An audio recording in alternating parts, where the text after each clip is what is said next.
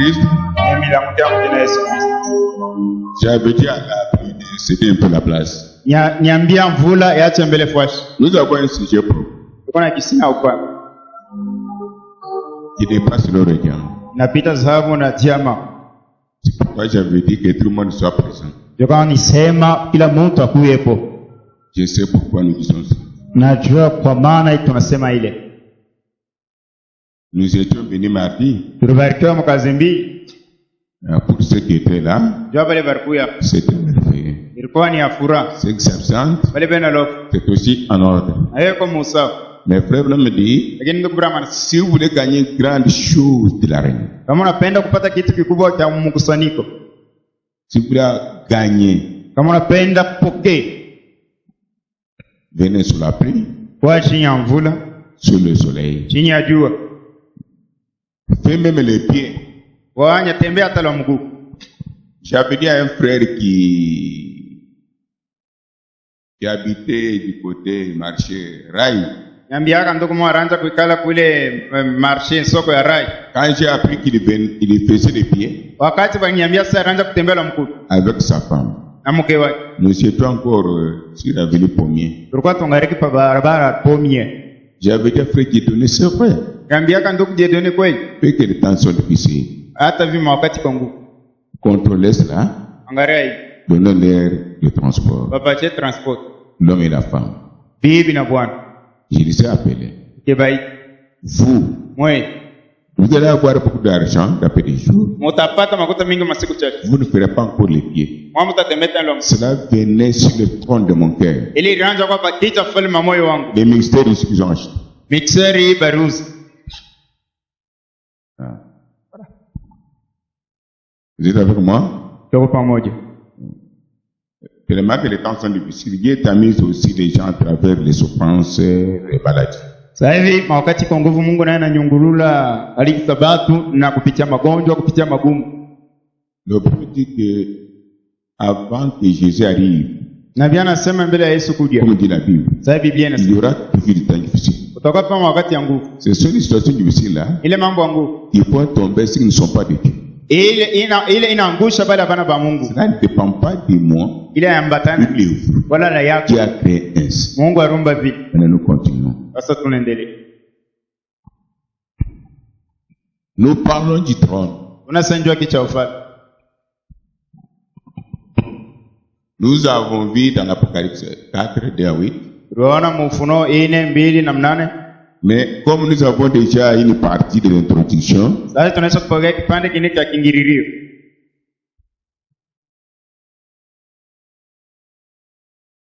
pour gagner le temps, Ya kupata kwa wakati. je demande à quelqu'un qui est bien disposé de me donner ses notes. Na namuomba kwa ule uko tayari andike hii niandike. Et puis je vais prendre quelque chose. Kisha tabeba kitu fulani. En même temps, Pale pale. mettons-nous debout. Tunaweza kusimama. Nous lisons la parole de Dieu Soma neno la Mungu. dans Ézéchiel 1, Ézéchiel chapitre 1, 10 à 14. 10 à 14. Et puis, Hébreux 9, Kisha Hébreux 9, 4 à 5. 4 à 5. Parce que mardi nous avons dit Kwani mkazi mbili tulisoma. Apocalypse chapitre 4, Ufunuo sura ya 4, verset 2 à 8. mstari wa 2 na 8. C'est là où le prophète a tiré le sujet intitulé trône Joko ile nabii alitosha kwenye kitu kicha ufalme ou l'autel. wala madhabahu. Qui a compris? Nani anasikia? Ou l'autel. Alors, aujourd'hui nous lisons Ézéchiel chapitre 1, Leo tunasoma Ezekiel sura ya 1, 10 à 14, mstari wa 10 na 14. pour compléter Apocalypse. Njoo kuongeza Ufunuo. C'est-à-dire Révélation chapitre 4, Nikusema Ufunuo sura 4, verset 2 à 8. mstari wa 2 na 8. Ézéchiel complète ça. Ezekiel anaongeza ile. Et puis, nous allons lire dans Hébreux 9, 4 à 5. Kisha tutasoma Mwaebrania 9, 4 na 5. Si vous avez écrit comme j'ai écrit en ordre, Kama unaandika vile miraandika Musa, c'est merveilleux. ni mzuri. Nous lisons Ézéchiel chapitre 1, versets 10 à 14. Nous lisons dans Jésus-Christ. Quant à la figure de leur face, Kwa kuangalia uso yapo Ils avaient tous une face d'homme. bote, kimemena bote bakuna nsuri ya watu. Tous quatre une face de lion à droite. Ule mwingine akuna uso ya simba kuturate. Tous quatre une face de bœuf à gauche. Mwingine uso ya ngombe kugoshi yake. Et tous quatre une face d'aigle. Na ine uso ya ntai. Leurs faces et leurs ailes étaient séparées par le haut. Uso yabo, mabawa yabo, ilichanisha kupitia yudu, kwa njia yudu. Deux de leurs ailes étaient joints l'une à l'autre. Mabawa yabo ile, moya, ningia mwingine. Et deux couvraient leur corps. Na mabawa ingine na ficha mili yayo. Chacun marchait droit devant soi. Répétez. Chacun marchait droit devant soi. Kile mmoja mbele yake hakuna tembee mwenye kunyoroka. Ils allaient où l'esprit les poussait à aller. Amen. Abakuipo na tembee ovyo hapana. Hata kuna tembee mwenye kunyoroka ni fashi ambao roho ilikuwa inapeleka kio banenda. Abawezi kwenda fashi propre ondeshi. Et ils ne se tournaient point dans leur marche. Mkutembee kwabo hawezi kuangalia nyuma, kuangalia kushoto kama hapana. Banenda paka tu mbele. L'aspect de ces deux ressemblait à des charbons de feux ardents. Kuonekaneka kwa mwingine alionekaneka ya bawili sawa makala ya moto kabisa. C'était comme l'aspect des flambeaux. Ilikuwa saa kuonekaneka kwa flambeau. Kumbukeni Mobutu flambeau tricolore à la main. Moto. Arisi. Ces feux circulaient entre les animaux. Ile moto ilikuwa inazunguruka katikati ya banyama. Il jetait une lumière éclatante. Ilikuwa inatupa moto tabisi ya kuangala. Et il en sortait des éclairs. Mule mwenye moto muku natoka umeme ya nguvu kabisa hawezi kuangalia 3 fois. Et les animaux couraient et revenaient comme la foudre. Nyama ile inaenda, inarudi sawa raji. Mungu abaki neno lake. Que Dieu bénisse sa parole. Wekaleni. Mettez-vous. Enregistrez mieux Bambe mzuri. parce que vous allez entendre ceci. Kwani mtasikia tena. Il y a un secret que je garde Siri nacho. après la prédication Kisha mahubiri. de ce que nous voyons. Ya hii tunaona. Un sujet profond. Isina ya upana. Voyez-vous, Mwone. observez Apocalypse 4. Mwone Ufunuo 4. On parle des mêmes bêtises. Bena sema kwa wanyama moja. Est-ce que tu es avec moi? Unanifuata? On parle des mêmes bêtises. Anasema wanyama moja. Mais je sais un peu expliquer ça Pima kusaidia kidogo. de façon que même l'incrédule peut croire. Unaona kusema hata kutokuamini anapaswa kuamini. Parce que l'Apocalypse c'est un livre de symboles. Kwani Ufunuo ni kitabu wa fumbo. Vous devez enseigner avec précision. Unapaswa kufundisha mwenye kujua vile unafundisha. Sinon vous devez vous retrouver à côté. Ulevyo mtaidikuta pembeni. Vous adorez un homme. Abudu mtu. Vous adorez le pasteur. Abudu pastor. Vous adorez le temple. Abudu hekalu. Pour être victorieux, Ndio kwa na ushindi. gardons la révélation telle qu'elle est. Uchunge Ufunuo mpaka vile iko. Souvent bien aimé. Fuata bapeni. Nous avons vu là-bas Tunaona kule. une aile Na ribao. qui entre dans une autre aile. Inaingia mribao ingine. Parmi eux. Kati yao. C'était Ilikuwa ni nini? quoi? L'Ancien Agano la kale et le Nouveau Testament. na agano jipya. Mais c'est très Na bien. nifuata mzuri. C'est ce que quand nous prêchons, Ndio kama na tunahubiri. nous recourons à l'Ancien Tunakimbilia ku agano la kale et Nouveau Testament na agano jipya. comme parole écrite. Saa neno yenye kuandikwa.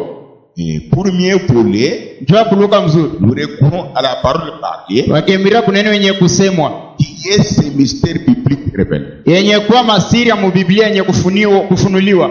Qui est dans le Nani yuko pamoja naye? Et vous poserez la question, Mtu mtakuja. pourquoi la brochure? Kwa nini broshi? Ce sont des mystères bibliques Ni masiri ya Biblia révélés yenye kufunuliwa. selon Malachie. Fuatana Malaki 4. Qui a compris? Nani anasikia? Si quelqu'un vous dit, Kama mtu anakuambia, non, c'est la Bible, "Je ni Biblia." mais dites-lui, Mwambie, le Saint-Esprit qui a écrit la Bible Roho Mtakatifu anaandika Biblia. continue à travailler pour que nous puissions encore écrire autre chose, mais il est mort. Anaendelea kutumika ndio tuandike kitu kingine wala anaisha kufa. S'il dit il continue, Kama anasema anaendelea, voici le prochain. njoo mahubiri ya nabii. Applaudissons pour Jésus. Tupigee Yesu mikono. Vous devez vous défendre. Mnapasha museme, Vous devez vous défendre. mnapasha mujisambia mwe wenyewe.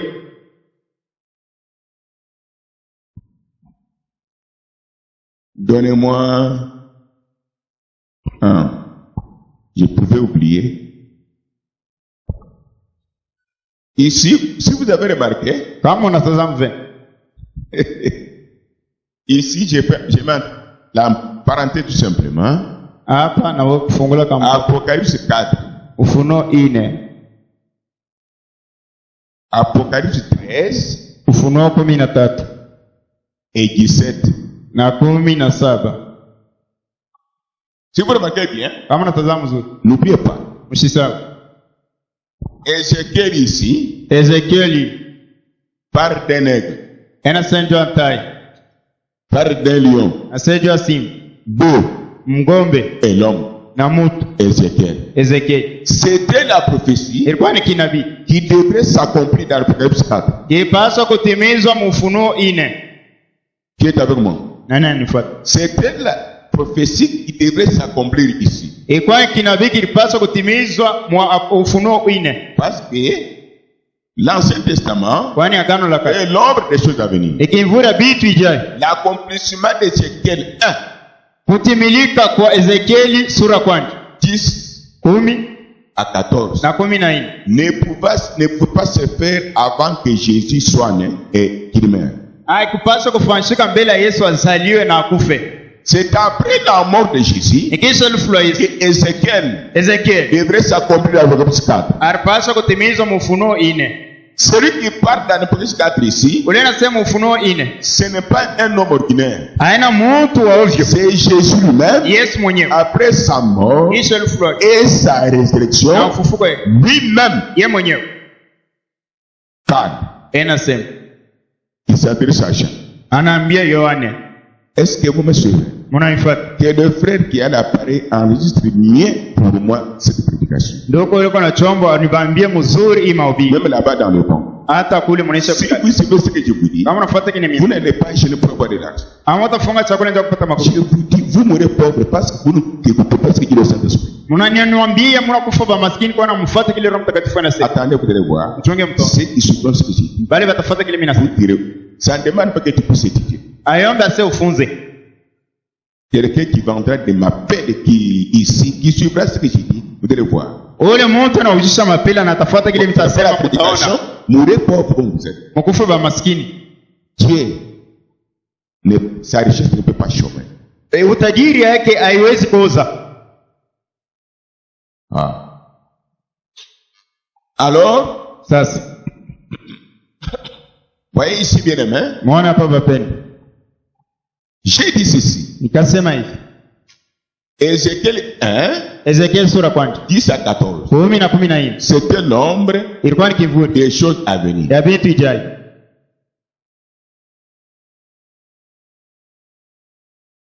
On a parlé du trône ici, oui. Barisani wa kichwa falme hapa.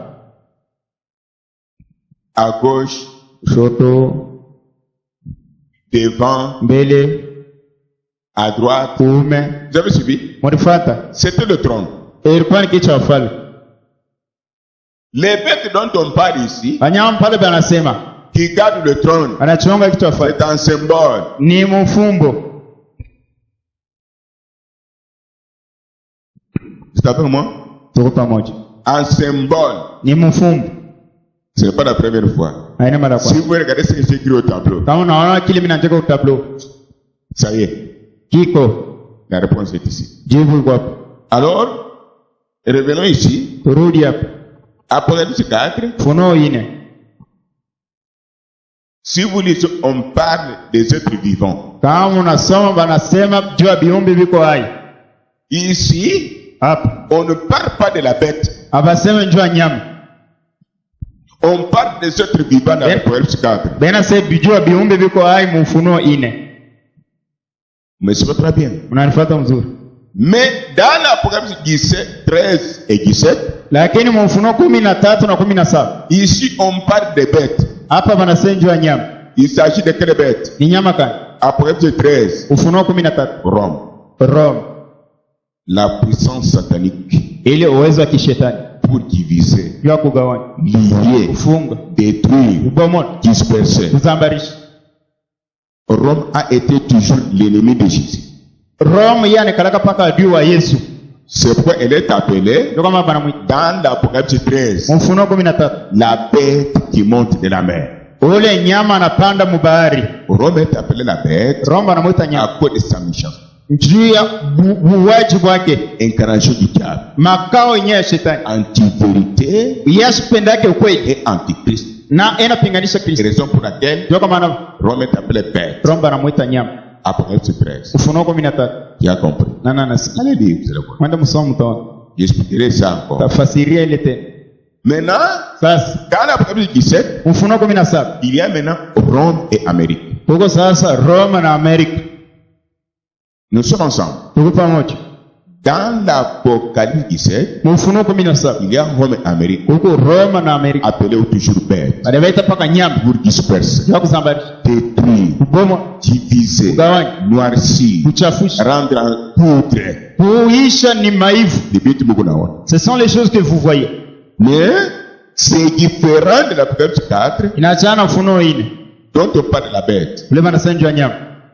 Ici, Hapa la bête ici, nyama on voit le peu. benaona gombe. On voit. Utaona. Tu as compris? Nana nasikia. On voit le peu. Benaona ngombe. On voit l'aigle. Benaona mtai. Ici, on voit aigle. Hapa banaona mtai. Aigle, Mtai. bœuf, Gombe. quoi encore? Aigle, bœuf. Veau. Non, c'est ça. Lion. Lion Sim. L'homme. et l'homme. Tu vois, magasin ici, Kama unaona mzuri. il y a 4 bêtes. Huko nyama ine. Donc, on n'a pas cité le nom. Kula batai majini. On a cité que l'homme. Banataa paka mtu. Tu as compris? Nana nasikia. On a cité que l'homme. Banataa pa mtu. L'accomplissement de ça, c'est ici. Matimizo ya ile ni humu mu Ufunuo 4. Maintenant, Lakini regardez au tableau mtazame bien ce que j'ai écrit. hiki na ndiko. Vous avez la réponse ici. Mko na jibu hapo. Les bêtes dont on parle ici, Banyambale banasema ce sont des êtres humains ni batu qui sont là. beko pale Je mets entre parenthèses. nachonga kamkate. Regardez bien entre parenthèses, ban. Ceux qui sont entre parenthèses. Ici, Hapa dans le Nouveau Testament, du Nouveau Testament. Dieu banyam banasema. Ce sont les bêtes dont on parle Apocalypse 4. Peut représenter puissance en banyam ça Amérique na Rome. Ils sont représentés par une puissance, ce ne sont pas des bêtes comme Rome et l'Amérique. Quelle puissance du Saint-Esprit? Puissance kani ya Roho Mtakatifu. Nous allons voir ça. Tutaona hii. Donnez-moi ce que vous avez écrit. Utaje kile murandika. Je vais prendre qui a écrit. Je peux. Nana anandika hizi Oui, Jack. shemash. Je prends un élément. Abeba mambo Nous moja. allons passer. Tutapita. Contrôlez les gens qui suivront cet enseignement jusqu'à la fin. Angalia wale watu watafuata mafundisho na Soyez vigilants. kuwa na richo Parce kufunguka. que les démons qui sont dans vos âmes doivent quitter. Wani mademoni yuko mnafsi yenu unapaswa ondoke. Le temps que les démons la quittent, Wakati ile demona vous vous absentez. unalofu. Frère, les choses ont changé. Doko vitu vinabadilika. Ce que je fais, Ike nafanya. Dieu mon nom, Mungu ni mon eracle, nous atanyesha avons fait. Contrôlez très bien. mwangalie mzuri. C'est le moment où chaque personne doit se sentir, c'est vrai, j'ai rejeté dans mon âme. Ila mtu anapaswa kujisikia sasa niko na Mungu mnafsi yangu. Là, ta part, Kutosha miza.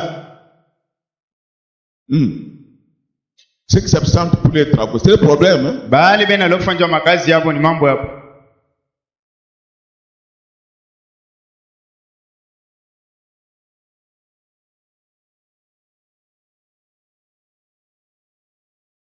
Qui peut donner les parties du trône que nous avons? Nani anaweza kuleta vipande kiti ya ufalme ile tuliona mbele? Ou de l'autel? Wale ya madhabahu. Rapidement, j'avais écrit au tableau. Haraka miranje Les kaka. parties du trône Vipanda ou de l'autel? wale ya madhabahu. Rapidement, qui peut m'en donner? Haraka nani anaweza kuleta?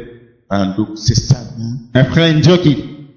Quand j'ai médité, Wakati anaanza kufikia. quelque chose me dit, Yetu fulani ils mourront sur moi. atakufa kwa maskini. Pourquoi? Kwani Parce que quand je te parle de dire une chose. wakati nakwambia kitu fulani, Que quiconque sait écrire sasa yote anaweka kwa njia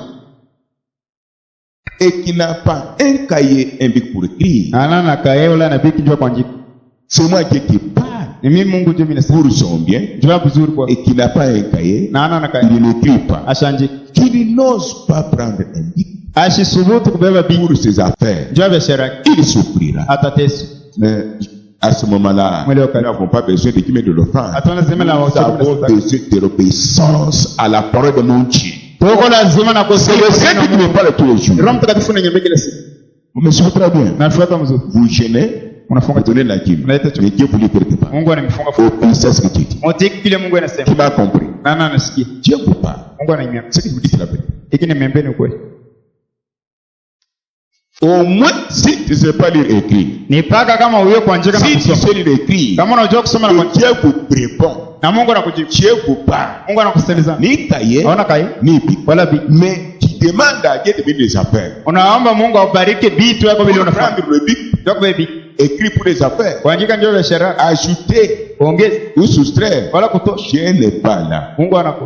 Ouais, quand je dis cela, Wakati nasema c'est au fond de mon cœur, ni mpana. c'est Dieu qui parle. Ni Mungu Je ndiye. ne, je dis à peu. Nimeambia ukweli. Qui a compris? Nana anasikia. Au moins, si tu ne sais pas lire, Ni paka kama uwe ou kusoma. écrire, Voilà. unaona vitu vingine, Ouais, certain. unaomba sans bouche. Tu pries comme une chèvre. Matamshi binatoka. Les morts Et sont- Dieu vous donne la conduite à suivre. Lakini Mungu animipa ongozaji ya kufuata. Qui est avec moi? Nani ananifuata? Enregistrez cela. Ubambe ile. Je vous demanderai la prédication de 2015. Temiomba kama mahubiri ya 2015. Prie pour moi, pasteur. Mwenyeombe pastor. Donne-moi un peu ce que tu as écrit là-bas. Unipe kile uranje. Ce que tu me dis ici, Iko na nyama. j'avais écrit même au tableau. Niranjika kama. C'était la réponse. Ilikuwa ni jibu. Les notes que le Saint-Esprit, l'inspiration du Saint-Esprit, Ile imeandikwa ile upako wa Roho Mtakatifu. quand un ouais pas, Wakati mpokaliwa il y a la na puissance. huko uwezo. En cas de problème, Tamam. tu vas te faire ça. Wewe utakimbilia Il y kule. a déjà expérimenté ça. Nani anisha kuonja Alors, kule? Georges, George, me regardez. unanyangalia. Dieu vous parle aussi, oui. Unaona Vous avez un bic. uko na vipi? Ah. Maintenant, je ne veux pas. Cette chose, j'en parle tous les jours. Hiki kitu mimi nasema kila siku. Mais, Lakini et vous savez, na unajua vous combattez même le Saint-Esprit. unakomaanisha hata Roho Mtakatifu. Pourquoi? Kwani Un jour, C'est tu bon. auras la question à poser. utakuwa na swali ya kuuliza. Dieu avait écrit au tableau. Mungu anaandika kwa kitabu. Donc, tu viens maintenant chez moi Unakosa sasa. pour me poser la question. Ndio uniulize. Moi, je pas dit au tableau. Moi j'avais écrit au tableau. C'est bon, moi, je dis. J'ai dit écrivez. On a pu l'épuiser pour. Tu viens m'épuiser On a inutilement. pu le combattre. Tu viens me combattre. À l'école, Kwa masomo. vous donnez vos enfants le cahier écrit. Unapatia watoto wenu mabiki na Dès makali. qu'un enfant écrit, Ndio mtoto anjili. vous se répétez ce qu'il a écrit à l'école. Naye asema wasomo Pour réussir. njoo kuwezi. Mais c'est lui qui vous a créé, Ule alikuumba. qui a créé les enfants, Arumba watoto. les prophètes. Ba prefet. Il est Dieu. Yeye ni Mungu. C'est la parole Ni neno. qui a tout. Eko na vyote. Beaucoup n'a sauvé. Tu négliges.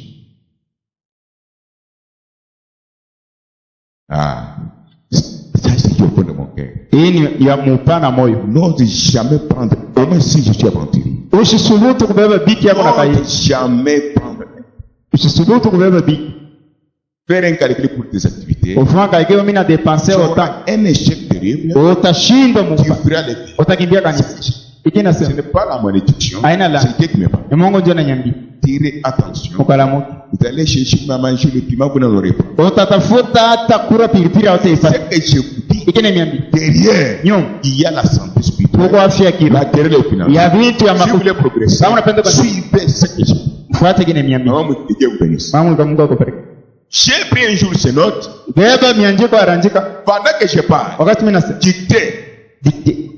C'est pourquoi tu as la génie. Ndio kama unarudia kubuya. Que Dieu te bénisse davantage. Mungu akubariki kupita.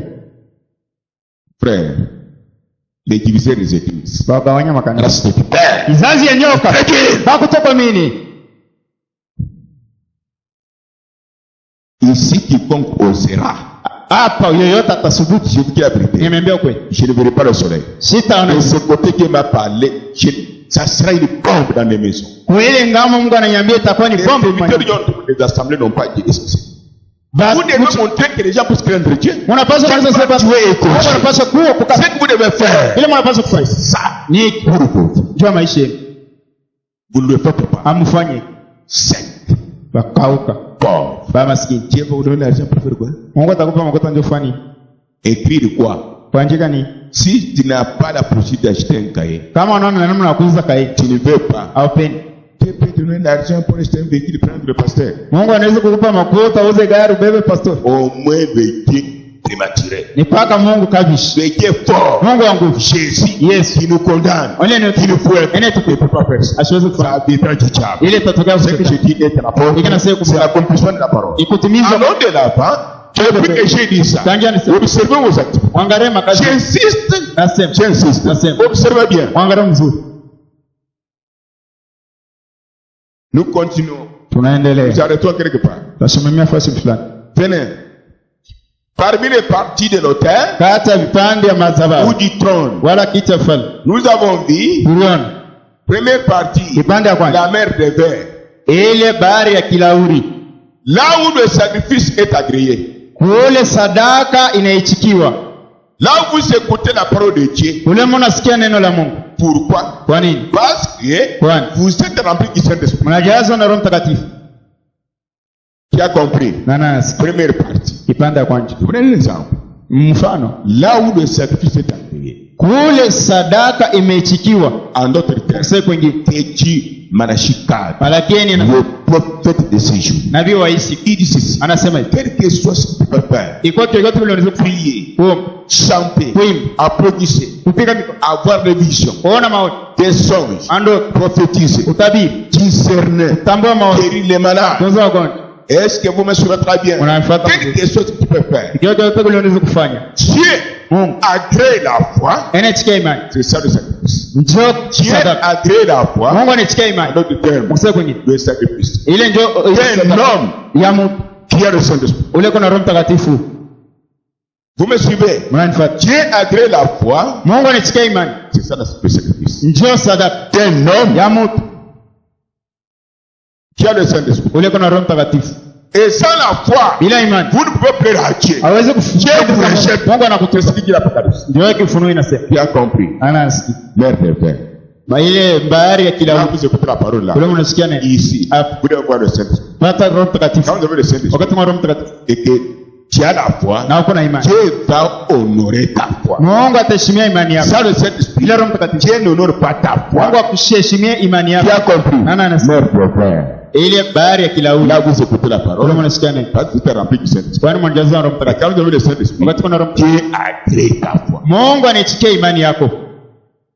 Dieu agrée ta foi. Mungu anaichikia imani C'est yako. sa mère de Père. Ndio ile bahari ya kilauri. L'Apocalypse, hein? C'est l'Apocalypse. Mère de Père. Bahari ya kilauri. Tu as compris? Nani anasikia? Sans la foi, vous ne pouvez en aucun cas plaire à Dieu. Bila imani hauwezi kumpendeza Mungu. C'est pourquoi j'avais prêché sur la foi Ndio nirudie pale. avant d'arriver à ceci. Bila kufika kwa hii. Et je vous avais dit, Mwambia. je vous mets sur mes épaules. Miaka pa Le mapaka. pasteur doit être d'abord exemplaire. Pastor anapaswa kuonesha mbele Vous mfano. ne pouvez pas obliger les brebis d'avoir la foi. Hawezi kufanyisha bakondolo bapate Vous-même, imani. vous n'êtes pas pasteur. Kama wewe una nayo Vous êtes pastor. aventurier. Uko wa michezo. Les brebis, Bakondolo. c'est le prix du sang de Jésus. Ni bei ya damu ya Yesu. Et j'étais le premier à vous dire, Na niko wa kwanza kusema. ne croyez pas, Ushamini. je crois à votre place. Naamini pafuashi. Je vous mets sur mes épaules Miaka pa mapaka. avec vos maladies, Na magonjwa. avec vos péchés, Na dhambi. avec vos morts, Na lufu. vos captivités. Ifungwa vile. Je vous mets ici. Miaka Et ce dimanche na même, hii juu. quand vous descendez, Wakati le mnashuka. témoignage. Au Pourquoi? Mkulwa. C'est quoi? Nini? Tout doit commencer à la chair. Yote unapaswa kuanzia kwa madhabahu. Est-ce que je dis la vérité? Nasema ukweli. Alors vos sang retombera sur vous. Damu yenu itemiangukia. Si vous n'avez pas le Saint-Esprit, Kama una Roho Mtakatifu. si vous n'avez pas la foi, Kama una je fais ma part. nafanya kile Mungu Et ananiomba. vous avez le témoignage. Kama kuna maushuhuda. À votre tour, Ngambo témoignez aussi. mlete na maushuhuda.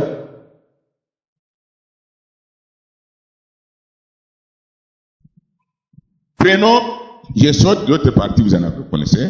Mer de Rhin, Ile bahari ya shaba une cuve yenye kwa kibakuri faite pour laver les sacrifices yenye kufanyishwa njoo kuoshwa ile masadaka avant qu'ils soient brûlés ou acceptés. mbele ya bachome ile masadaka wala beichikie. Donnez-moi diacre. Mer de Rhin, Ile bahari ya shaba vous en avez là-bas. mko navyo J'avais écrit au tableau, oui. ila njika C'est une cuve. ni kibakuri Dans l'Ancien Testament, mwagano la kale faites yenye kufanyishwa pour laver le sacrifice. jua kuoshwa ile sadaka, Afin que ce sacrifice-là jua ile sadaka soit brûlé ichomwe ou accepté. wala ichikiwe. Il donnait le sacrifice à Dieu. Mleta sadaka kwa Mungu. Mishimoko ya banyama ya mkondo. La fumée des bêtes, des brebis, des chèvres. Avant, Mais peuple na isafisha. avant de sacrifier ça, on devait laver le sacrifice. Vous me suivez très bien. C'est comme vous. Iko samwe. Vous étiez dans des poubelles. Kwa mubimbote. Un verre rempli de buchafu. Kilauri kenye kuchazwa na buchafu. Dieu vous a amené. Mungu anakuita. Anakusafisha. Et ta purifie. Usharati. La prostitution. L'adultère. Tribalisme. Le tribalisme. Lourdeur. La lourdeur. Le vol de dîmes. Comérage. La l'idolâtrie. Et vouloir sécularisement de l'incrédulité. La parole tu ne lis pas. Tu as enlevé tout ça. Et t'a purifié. Après. Il voit que il t'a lavé. Dieu sacrifice. Il t'a lavé. Après. Il entre en toi. Parce qu'il ne peut pas entrer dans quelqu'un où il y a la saleté. Cette bête, dans l'Ancien Testament, avant de livrer, on lavait ça. Vous me suivez très bien. On lavait les sacrifices. Tu ne peux pas sacrifier une bête handicapée. Tu amènes une bête pure qui brille. Mais c'est quand même. Et cette bête, c'était pourquoi Dieu lui, il pardonne leurs péchés. Si tu es voleur, tu vas élever beaucoup de bêtes. Les brebis, les chèvres, les vaches. Peut-être je peux aller voler. Oh, je vais sacrifier ma vache ici. J'irai encore me prostituer. Je vais encore voler la dîme. Je ferai encore des fétiches, mais je vais aller. Je vais sacrifier je vais sacrifier mon agneau. C'était ça. C'était la loi de Dieu. Dieu était fatigué. Amen. Dieu était fatigué. Il livre Dieu le pardon. Il sacrifie les bêtes. Là, ce n'était pas le pardon. Leur péché n'était pas pardonné. Malgré, après avoir péché, il donnait un sacrifice sur le sang de bouquets de brebis.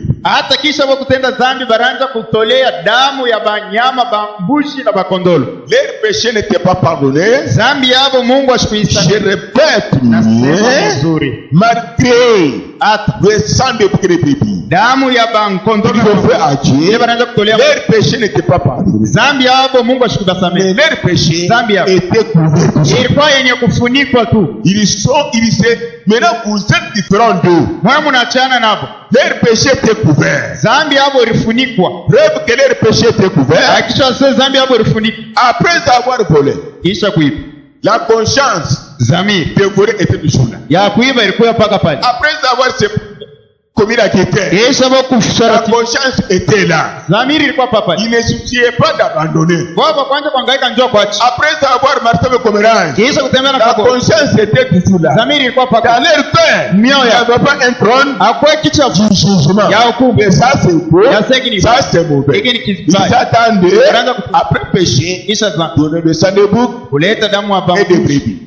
Mais la conscience du péché était là. C'est pourquoi je vous dis, leur péché était couvert tout simplement. Raison pour laquelle Akan ne pouvait payer. Sa femme, ses enfants, à le même jour. C'est différent de vous. Le même péché qu'Akan a payé a fait. Il a volé l'interdit. Il a volé la dîme. Le même péché qu'Akan a commis. Il est le même que tu as commis. Mais Dieu ne t'a pas donné le même jour. Pourquoi? Son propre sang na damu yake pekee fait l'obstacle à sa colère. inafaa kizuizo kwa kasirani C'est comme un yake. pare-choc d'un véhicule. Iko tusa kizuizo Quand ya vous connaissez un accident, wakati le unafanya pare-choc vous na protège. ile parsoke na C'est comme ça aujourd'hui, Kama vile leo. avec le sang de Jésus. na damu ya Yesu. Il est là à la colère, Eko il est en bon. na Vous les dépassez des milliers et des milliers de fois. munabapita maelfu na maelfu ya Pourquoi? mara. Kwa nini? Parce que quand vous péchez, Wakati wanatenda vous ne donnez pas le sang de bouc de brebis. wao toa damu ya nyama. Non, non. Hapana. Jésus a donné son sang à ta place. Yesu alitoa damu yake kwa ajili Et yako. quand vous péchez, Wakati wanatenda la dhambi, conscience dhambi vous condamne. inakuhukumu. Amen, amen, amen. Amen. Tu ne vas pas dire, Wao utasema, je vais donner le bœuf, nitaenda katoa l'agneau, mwana Dieu va me pardonner. Mungu atanisamehe. Non. Hapana. Qu'est-ce que toi tu vas faire? Wao watafanya. Comme Jésus s'est donné lui-même, Dhambi Yesu alitoa il s'est fait un sacrifice alitoa yeye pour mwenyewe. que tu sois comme lui. Ndio kwa sababu Toi, à ton tour, quand tu pêches aujourd'hui, tu viens à l'autel. unakuwa kwa masomo. Seigneur Dieu, Bwana Mungu prends-moi. unibebe. Dieu vous prend. Mungu anakubeba. Pourquoi? Kwa nini? Il a déjà versé le sang pour toi. Yaani sio kutoa damu yake njoo Et yako. si vous étiez dans son plan, Na kama ulikuwa quand matayarisha tu pêches, wakati unatenda comme dhambi, Dieu le prend de Dieu, tu vas sentir le jugement. utasikia Pourquoi tu as fait ça? Kwa nini unafanya? Pourquoi tu as fait Kwa nini ça? Ce unafanya? n'est pas toi. Haina wewe. Il y a un avocat en uko toi. mtetezi ndani yako. Il y a un juge en toi. Applaudissons pour Jésus. Pekee Yesu ni Amen, amen, amen, amen, amen, amen, amen. Voyez-vous, Unaona? c'est la vérité. Ni kweli. Nous souffrons plus qu'eux. Tunatesa kupita bo. Nous sommes ensemble. Tuko pamoja. Vous avez capté quelque chose? Unapata kwamba kitu fulani. Pourrions-nous continuer? Tunaweza kuendelea. Voici dernière partie. Tazama kipande ya mwisho. Plutôt la partie deuxième Kipande ya pili ou troisième. wala ya tatu. Le Saint des Saints. Fasi takatifu ya takatifu.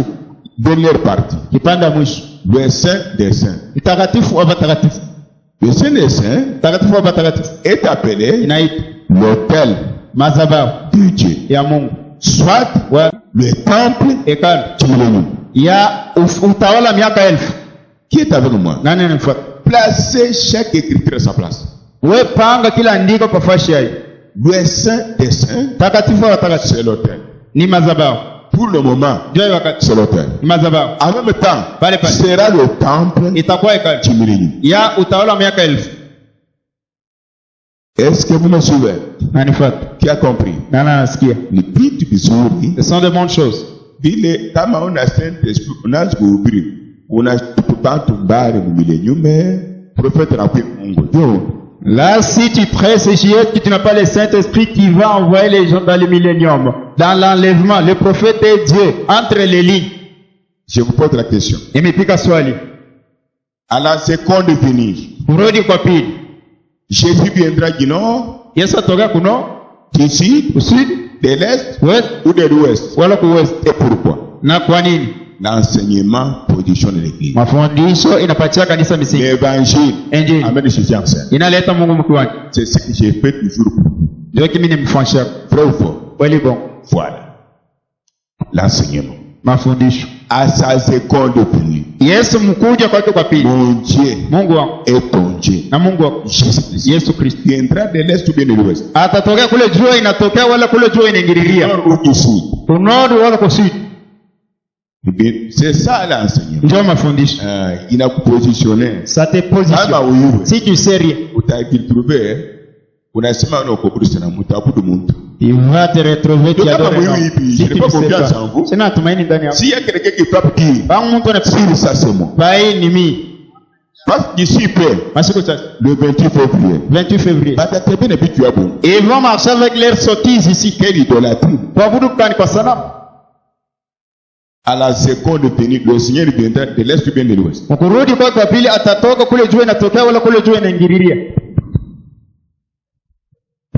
Maintenant, je commence par les gens qui montent du haut de la chair, Sengani et Isaac Baruch, parce qu'ils doivent apprendre les hommes. Mimi naanza kwa pale banapanda kwa mimbali Sengani na Isaac Balili. Banapaswa kufundisha watoto. Oui, La seconde viendra à l'est. maman, on a bloqué kama unapika Thomson, katika sauti yangu hapa, nous sommes les militaires. Kama Parle. Aho tu vois maman. À l'est.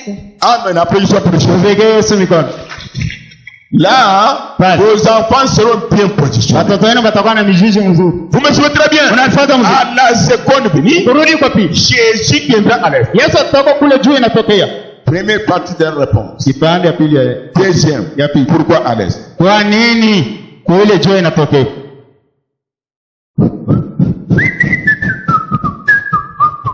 Tumbo na Mwene biampe. tumbo na mwenye biampe. Tumbo na mwenye. Utukufu haina ntumbo hapana, ni utukufu. Tumbo na mwenye. Pano muchima mwami ubayimana. Bina kimbira mulopo. Kwa marashika. Kwetu. Sio message. C'est ça le message. Si tu le sais, tu n'as pas un fondement. on va te faire avaler toutes choses parce que napenda kuomba vile vinafika kwako. Wewe mfalme wangu wa baraka. Jésus a vaincu Satan de la parole. Yesu aliwina shetani na neno. Sans la parole, frère, Bila neno ndugu. tu ne vas pas te dépendre maintenant de Jéhovah. Wewe kama temwa de Jéhovah na kusimamisha utakuwa paka kimya. Jésus viendra à l'est. Kwa nini Yesu atatokea kule juu inapokea? C'est un examen. Je compte ce qu'on met la main dans l'air. Mina balula bali bali. Même pour être enlevé. Hata njoo Je vous dis la vérité. Ça sera un petit nombre. Itakuwa kwa Blague à part. éviter de blagues. Blague à part. Ma affaire. Les affaires. Sikia. Les toujours la parole. Ni nani? C'est la parole. Ni nani? Aussi longtemps que quelqu'un ne peut pas m'écouter, akule pasha Mungu muro yako. Shiku stanta kuvisiter. Na wewe, na mkutu na pita. Amen. Amen. Voilà même. J'ai combien de brebis? Nikuna vangondoro ngapi? Je chante un cantique. Inaimba mwimbo. Je suis heureux de dire je suis l'entrée. Alléluia, l'entrée. Oui, l'entrée. Je suis heureux de dire je suis l'entrée. Alléluia, l'entrée. Oui, mwenye heri kuona mmoja hapa anaweza. Amen. Branham chantait. Branham anaanza kuimba hii. C'est le Saint-Esprit qui garde la parole dans l'âme. Ni Roho Mtakatifu anachonga neno mnafsi. Pourquoi Jésus doit venir à l'est? Kwa nini Yesu atakuja kule juu inatokea? Mélissa, Timothée. Melisia. Elle est toujours à côté de son père. Yako kwa Donne le micro à Mélissa. Pache Et là, dans Jésus. Arikuri hapo. Et le prêche même à son mari. Ena uvira hata bwana. Pourquoi Jésus doit venir à l'est? Kwa nini Yesu atatokea kule juu inatokea? Parce que c'est là où il avait versé son sang. Oui. Là, il avait versé son sang. Que Dieu te bénisse. Mungu akubariki. Sur 10. Pa kun. Tu as 5. Uko na 5. Pourquoi? Kwa nini? Ici, les gens vont marcher avec les photos. Masiku chache baadhi batatokea na mapicha. Je donne à papa Isaac. Apatia papa Isaac. C'est parce qu'à l'est, il y a le trône de la grâce. Ah, applaudissons. Amen, amen, amen, amen, amen, amen. Alléluia. Amen. Alléluia. Amen. Le trône dont nous parlons. De grâce. Yanem. Est à l'est. À Jérusalem. C'est ici. C'est là où il a versé le sang. Raison pour laquelle, quand nous voulons prier, nous regardons ici. C'est pas fait ici. Quand il était né, il est né ici. La première venue, c'est ici. C'est ici. La première venue, c'est à l'est, à Jérusalem. Là où il y a le trône de grâce. Là où il a versé le sang. Dis à l'est. Il y a le trône de grâce à l'est. Et là où il est venu pour sa première fois. Sa première venue. À l'est, à Jérusalem. Là où il a versé le sang. La première venue. À l'est. C'est qui fait problème. La seconde venue sera toujours à l'est. C'est pourquoi quand nous prions, nous regardons. Alléluia. Amen. Écoutez, la colère m'enflamme maintenant. Ceux qui disent que il est venu, c'est ce qui nous est. C'est à l'est ou bien à l'ouest.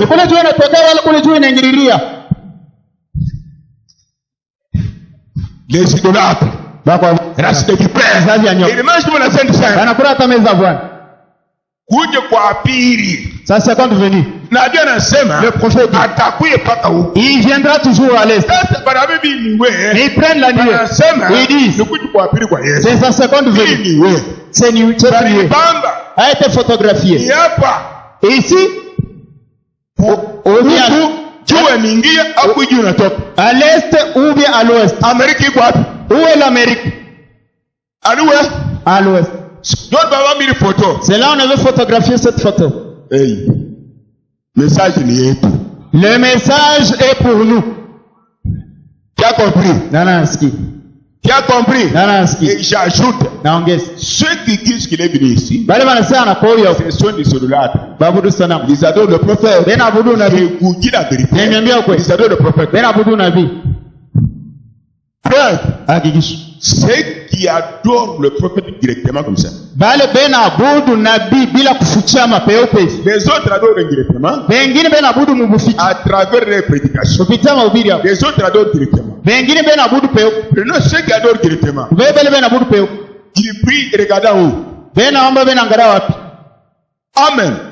Ces photos les mettent où? Hii mapicha ben naweka wapi? Après ils sont précis. Pekee Yesu mikono.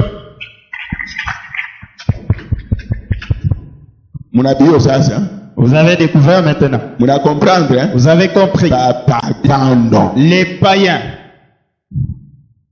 Et puis kuna wana. Et puis ils sont meurtriers. Bon, tushimam. Arrêtons un peu. Pas de courage à kumuonesha. Excusez. Message à n'importe quoi. Le message n'est pas venu pour tout le monde. Brochure va nous partir. Les brochures qu'on vous donne. Vous ne lisez pas. Si tu ne lis pas, tu es maudit. Qui sait lire ici? Nana noya kusoma. Qui a écrit la brochure? Nana alisoma mahubiri. C'est moi ici. Hii mwezi. Et Dieu bénisse. Mungu mbariki. Maintenant dites-moi. Niambie. Vous êtes un frère en quoi? Uko ndugu kuni. Ou une sœur en quoi? Dada kuni. Je ne suis pas moufoum. Mimi sina mfumo. Pour m'embrouiller avec les manari. Les travaux de Izazi tu mourras pas. Utakufa maskini. C'est la parole. Soma nini? Unakuwa ngurube. Il est devenu comme un porc. Tu n'es pas qui fera une vache. Awachana ngombe. Qui ngurube? Cochon. Qui n'a pas de diarrhée, maraki, il mange à la diarrhée. La nourriture spirituelle, il n'y a pas. Qui viendra, je prie pour toi. Les travaux de tes mains. Le message que vous voyez est venu pour la vie éternelle. Est-ce que nous sommes ensemble? Qui a compris quelque chose? Kama si on te dit Jésus est déjà venu ouest, à l'ouest, apparaître. Là il avait apparu seulement. Comme il avait apparu dans la nuée, dans la colonne de feu du temps de Moïse. Dans Exode 14. Quand il était dans la nuée, Moïse n'avait pas de première venue. C'est sa première venue. Et il connaît les Écritures. Elle est en train d'apprendre. Moïse n'a pas dit la première venue. Non. Moïse connaissait que c'est Dieu. Et il va entrer dans un feu surnaturel. Et dans la nuée surnaturel. Il avait dit dans Isaïe 9. Il va prendre cette nuée. Va mélanger. Et pour entrer, il va y entrer. C'est sa première vue. Yes. Toujours à l'est. Il viendra avec le même corps qui a été crucifié pour nous. Le corps glorifié qui mange, qui boit, qui a le sang, qui a des os, mais qui ne peut pas tomber malade. Ou fané. Voilà, il compte. Et vous ne le verrez pas dans cette chair. La parole qui est en vous transformera.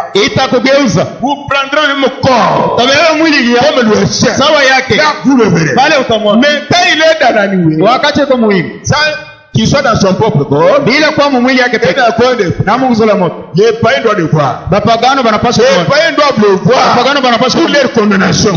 Après, ils sont prisonniers. Je suis fier d'en parler. Niko na fera kusema. S'il y a beaucoup de prédicateurs Kama kuko bahubiri mingi qui leo. soutiennent cela, Banashika hii. Dieu peut permettre Mungu anaweza kuruhusu. amener un bois. Mulete kiwe. Que Dieu confirme. Mungu hakikisha. C'est la tena maanisha mnayale mamenshi, ma patron. Que Frère, dans des églises il y a des quand filles. vous ajoutez quelque chose à la parole, Wakati unaongeza kitu vous fulani, retranchez. unatosha. Observez dans les bancs. Waone mubiti Ce qui va arriver. kile kitafika. Applaudissons pour Jésus. Tumeke Yesu mikono. C'est la parole dit. Ni neno ya nguvu. Ndio chakula bantai. Nous sommes ensemble ici. Tuko pamoja hapo. J'avais dit ceci. Semaka. Le premier trône du jugement Kiti ya ufalme ya hukumu ya kwanza. a eu sur la terre Ilifanyika hapa dunia. dans le jardin d'Éden. Mshamba la Edeni. Dieu a jugé l'homme et la femme. Mungu alihukumu mume na mke. Dernier trône du jugement Na kiti ya ufalme ya hukumu sera sur la terre. itakuwa hapa dunia. L'épouse Bibi harusi qui gère le monde. atahukumu dunia. Comment s'appelle notre capitale sur la terre? Kapita yetu pa dunia ni nini? Là, nous régnerons avec Jésus. Mule tutatawala na Yesu. Quand nous allons quitter le ciel, Wakati tutoka mbingu. après l'enlèvement, Yesu kunyanyuliwa. pour descendre dans le millénium. Na utawala wa miaka Comment elfu. s'appelle notre capitale? Kapitali yetu ni nini? Donnez à Georges. Jerusalem. Applaudissons pour Jésus. Piga Yesu mikono. Ah! Vous êtes avec moi? Manifat. Vous êtes avec moi? Manifat. Tu n'as pas d'argent Hauna makufu. pour aller à Jérusalem. Ndio kwanza kwa Yerusalemu. Mais tu as Jésus. Lakini uko na Yesu. Toi, Oui. tu n'irais pas à Jérusalem Ndio kwa Yerusalemu. au moyen d'un avion. Kupitia ndani sana. Hapana. Tu pars d'abord au ciel. Unaenda mbele. Tu vas au-delà du soleil. Unaenda ngambo ya Avec jua. un corps Na mwili glorifié. hautukufu. Tu descends sur la terre. Unashuka pa dunia. Sans l'avion. Bila avion. Et tu voles même Na unaluka. plus que l'avion. Kupita avion. Pourquoi? Kwa nini? La lumière là, Ile nuru sera au bout. itakuwa wewe. Dans 10 secondes. Mu dakika 10.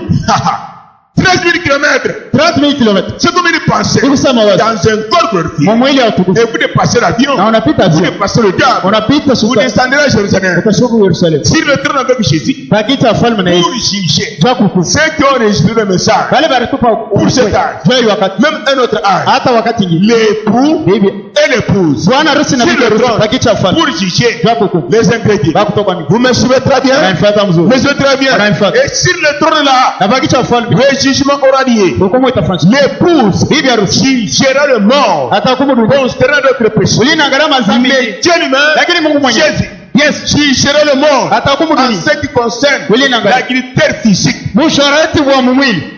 la pression physique, Bundume wa mwili. il jugera. Atahukumu. Pourquoi? Kwa nini? C'est à cause de ces choses Njoo ile que le péché est entré. dhambi ili- Et il est venu, na il inakuwa. a versé le sang pour nous racheter. Kwa kutukomboa. Il dégonfle ces choses. Kumaanisha ile. Dieu vous bénira. Mungu atakubariki.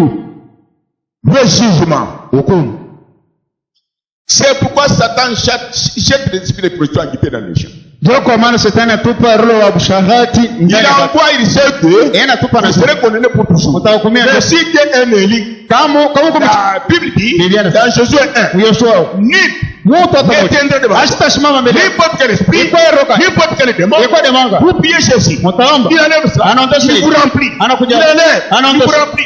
Jusqu'à ce que le combat terminera. Ina pale vita itamalizika. Quand nous serons enlevés. Wakati Ce tutanyanyuliwa. que je vous dis, Ikine nyambi. c'est la vérité. Ni kweli. Soyez vigilants. Mkuwe na richa ya kufungua. Nous sommes ensemble. Tuko pamoja. Nous sommes ensemble. Tuko pamoja. Voici Tazama ce qui va se passer. kile kitapitikana.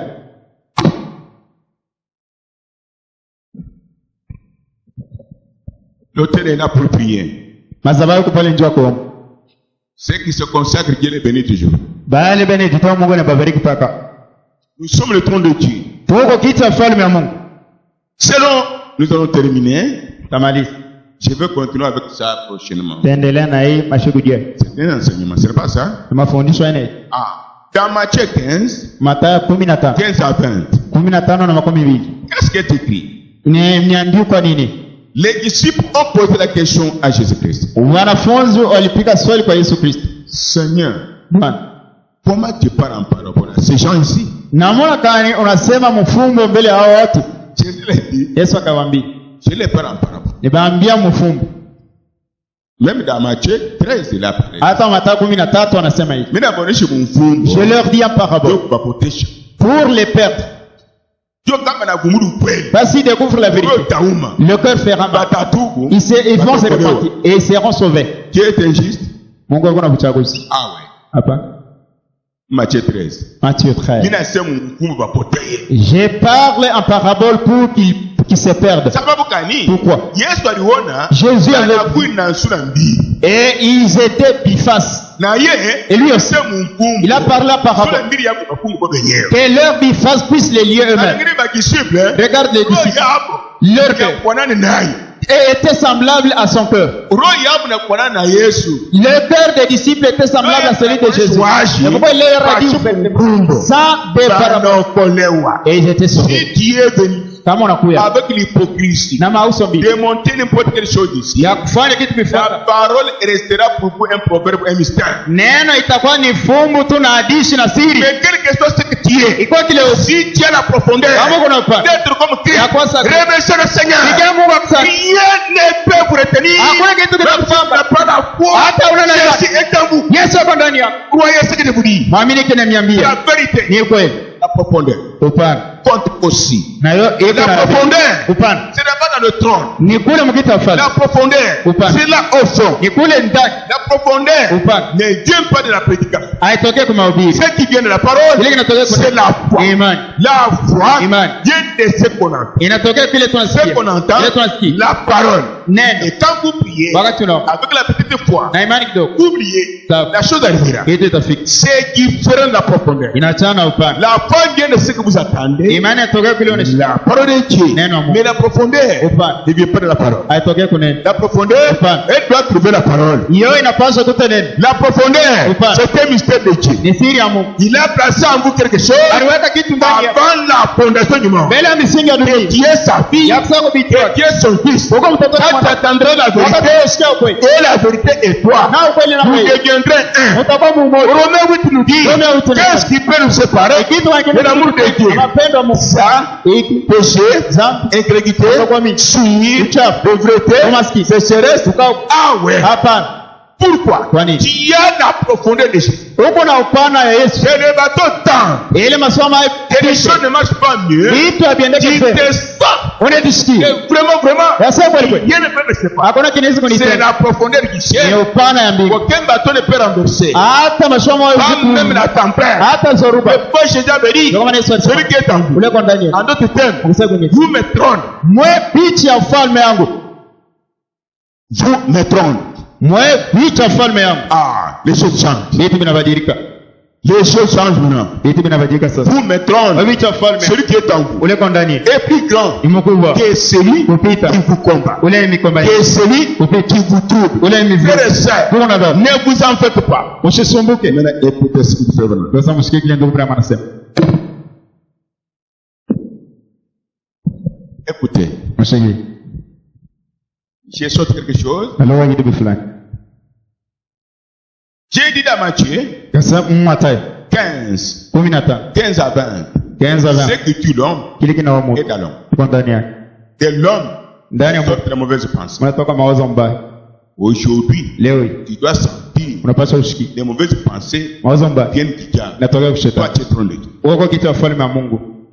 Du cœur de l'homme, Moyo wa mtu un mauvais témoignage. mafuta bongo. Du cœur de l'homme, Moyo wa mtu calomnie. kulandia. Ce sont des démons Ni mademoni. qui règnent dans l'homme. Inatawala ndani ya mtu. Jésus ne peut pas régner en vous. Yesu hasiwezi kutawala ndani yako na ile mademoni. Il doit d'abord partir. Wanapaswa mbele kwa Et lui-même le patron. na yeye mwenye force anaingia. Nous sommes ensemble. Tuko pamoja. Du cœur de l'homme, Moyo wa mtu vous êtes la pression là. unatoka vidomo shara. Observez bien. Mwana mzuri. Quand vous commettez l'un de ces péchés, Wakati unatenda kimoja kaima en tant qu'aimé, sawa mtu vous allez souffrir. utatesa. Pauvreté, Hakikisha ce qui tue l'homme kile kinaua est dans l'homme. Tuko ndani. Après, ils sont précieux. Tupigie Yesu Kristo mikono. Nous sommes chez nous Tuko maintenant. kwetu sasa. Nous montons maintenant. Tunapanda sasa. Tuko kwetu. Nous devons nous sentir Tunapaswa comme si kusikia. nous sommes dans un corps glorifié. Sasa tuko mumwi ya utukufu. C'est le moment. Wakati Contrôlez les théâtres, les gens qui ne viennent pas souvent. mwangarishe mashi batu wale Ce sont les personnes qui viennent m'embêter avec des prières sataniques. Est-ce que. Non, contrôlez ces hypocrites. bale abakuye ni bale oh papa mtu Aidez-moi. munisaidie ashikuye oh niko na rendezvous C'est que oui, hata musiri pour me tuer moi, jaa kunyua race de vipère. kizazi ya nyoka utanikuta pale mimi naweza kusimama kishiki. Est-ce que nous sommes ensemble? Tuko pamoja. Ce qui tue l'homme Kile kinaua mtu vient de son cœur. kinatokea moyo wake. Nous avons énuméré quelques péchés. tulitama dhambi nyingine. Jésus dit, Yesu anasema, voici ce qui tue l'homme tazama kile kilo et le suit aussi na inamchafusha et bloque tout. na inafunga block. Et alors, Iko ndani ya mtu.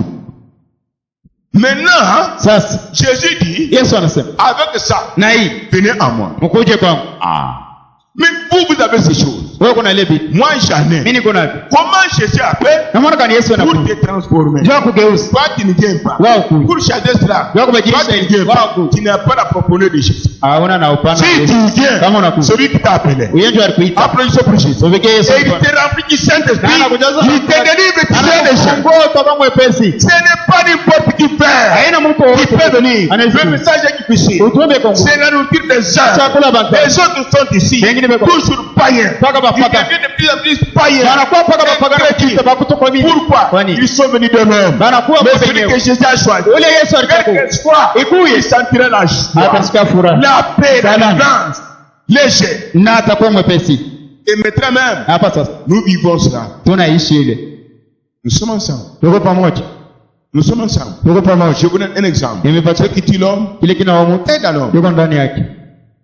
Mais pourriez-vous dire, mais j'ai le Saint-Esprit? Naweza kusema niko na Roho Moi, je Mtakatifu. pêche. Kwa nini mimi natenda Je peux dhambi? vous répondre. Takujibu. C'est à nous. Iko na wewe musawa. Celui qui a le Saint-Esprit ne pêche pas. Ule iko na Roho Mtakatifu asitendage dhambi. Il est erreur. Yana kotolaka. Vous avez compris? Mnaelewa? Frère me dit ceci. Ndugu Branham anasema hivi. Nous avons chacun de nous dans son cœur des chiens. Tuko ndani, kila mtu yuko na muro yake na bambwa mbili. Ah, là, vous avez senti comme même la côte. Non. Oh, comment je le Saint-Esprit, mais je frotte comme Mon ça. Dieu, bat de gloire à Jésus. Cette bête n'est pas encore rachetée. Dieu est ennemi au Kwanja. C'est le premier ennemi. Attends, même un sujet. Même si je prends ce sujet. Je coupe davantage. Ne coupe davantage. Pour que je Donc, mette nous, davantage. C'est ce que Dieu m'a dit. nous devons mourir tous les jours. Tunapaswa kufa kila siku. Au-dedans, il y a des chiens. Ndani mko imbwa mbili. Un chien noir, Imbwa mweusi, un chien blanc. imbwa mweupe. Mais je vais. Nani fuata? Il c'est la Bible, ça. Dada mwaro naka. Ndugu Branham. Je vois, moi, des chiens. Ninaona baimbwa mbili. Une vision noir et blanc. Onyo ile baimbwa mweupe na mweusi. C'est un autre de ma soeur. Branham aseko musawa ndugu. Super. Ufuata. Il dit que c'est quoi? Anasema nini? Tu as vu le monde village de Biumba. C'est comme ça que Dieu a créé ça. Elle a dit, mais ma soeur, c'est un ordre. Dada iko musawa. Comment frère Branham? Namna gani ndugu Branham? C'est ce que nous sommes. Njoo keshe tuko. Le chien blanc, Ule mbwa mweupe. c'est le royaume de Dieu qui est en vous. Ni ufalme wa Mungu uko ndani yako. Le chien noir Ule mbwa mweusi vient à travers cette bête. inatokea kuhu nyama. Maintenant, Sasa tout dépend de celui qui nourrit beaucoup. yote inaambatana na ule imbwa unarisha sana. Si le chien blanc qui est le royaume de Dieu en vous Kama imbwa mweupe mwenye kuwa ufalme wa Mungu ndani est yako nourri de la parole, inarishwa na neno, il aura la victoire sur le chien noir. yatakuwa na utawala pa imbwa mweusi. Comment? Namna gani? À travers la nourriture, Kupitia chakula on appelle la parole. ile banaita neno. Tu n'écoutes pas la parole. Kwa ushika yake Dans le neno. Saint-Esprit? Utapata Roho Mtakatifu. Non. Hapa. Tu n'écoutes la parole. Tu seras enlevé. Utanyanyuliwa. Je doute fort. Na wewe Tu n'écoutes pas la parole. ushike neno. Tu viens que Unakuja. quand on prie pour le corps. Wakati baba anaombea mwili, Mon frère et sœur, Hapana. kimwili kitaanguka. le corps tombera. Kama mwili yako iponaka, Si ton corps était guéri, Mungu anakutunzaka. Dieu t'avait guéri. Unatembea na leo. Tu marches jusqu'aujourd'hui. Mungu kuna intérêt Dieu a l'intérêt mwili matunzo mwili. dans cette guérison Ingi muro yako. qu'il entre dans ton Kupitia cœur neno. à travers la parole. Kufanane naye. Et vous soyez semblables à lui. Que tu le sais. Voici qui n'était tabernacle. Dieu moja masika. Jusqu'à ce que tu le vois. Tia pale nitakuwa. Voici la prédication. Dieu mahubiri. Voici le pourquoi. Dieu Mon kushaka. Dieu s'est fait cher. Mungu wangu Il a alibeba été crucifié. alisulubishwa. Non, enfin. Aina kwa Pour Mungu. être en lui. Njoo kwa ndani yake. Lui comme moi. Yesu Moi ame. comme lui. Ni sawa Et yeye. jusqu'à ce que par sa grâce, Jina kwa quand le neema. corps tombe, Wakati mwili je vais na résister. meta fufuka. Frères et sœurs, Una mettez dans la tête, Weke mo- écoutez. Ushiki. Si vous venez à l'église Kama unakuwa kanisa. par peur de mourir, Unaongopa kufa. vous ne gagnez d'argent. Wala kupata Vous magonjwa. ne pas tomber malade. Wala usugonjwa. Tu as peur des sorciers. Uko boka na barusu. Écoutez ce que tu as dit à Abraham. Usikie kile Mungu anaambia Tu Abrahamu. es une ivraie. Wewe uko mayani ya kuwasha. Tu n'es pas, tu es une ivraie. Wewe uko magugu. C'est-à-dire, Niko safe. tu n'es pas un élu. Hauna mchakuliwa. Mais si tu viens pour être comme Christ, Kama unakuwa njoo kwa Kristo, naître de nouveau. kuzaliwa jipya. Comme dit, Abraham anasema, tu es humble, wewe uko ngani, un élu de Dieu. mchakuliwa wa Mungu. Trône, Kiti cha ufalme. Trône. Kichwa ya ufalme. Trône. Kichwa ya ufalme. Dieu voit le cœur, oui. Mungu sio anaona mioyo. Pourquoi vous venez à l'église? Shabanya na Si kuleta. c'est pour l'argent, Kama ndio makuta. n'est pas tombé malade. Shigonja. Des maladies. Magonjwa. Croire au pas. Waamini wala Tous shule. les avons. Tuko tulipo. Comment vous perdez le temps? Maana kana wapondo wakati. Vous irez en enfer. Tenda mgeni. La famille, nous l'avons trouvé. Njaa sturi. C'est naturel. Sawa. Il y a un temps Huko wakati. pour toutes choses. Jua vitu Un temps pour naître. wakati ya Un kuzaliwa. temps pour mourir. Ya ku- Mais toi, tu fais quoi? Unaogopa nini? Un temps pour avoir à manger. Wakati ya Un temps pour ne pas en avoir. Wakati C'est Dieu qui a dit. Mungu ndiye alisema. Il est incontournable. Hawezi Il est kuchunguza. souverain. Yeye mwenye kujikari. Comment tu mets avant l'âge? Unaona kufua mbele wakati. Aïe. Dans tes bâtiments. Bado maisha ukimbia zamani. Ni kweli. Vous qui témoignez ici, Mwapele bene toshu. écoutez le grand miracle. Mshike mjiza mkuu. Ce ne sont pas les cancers récités, les corps qui sont récités, non. Haina kansa, ukimwi, miri na fufuka hapa. Le grand miracle Mjiza mkuu.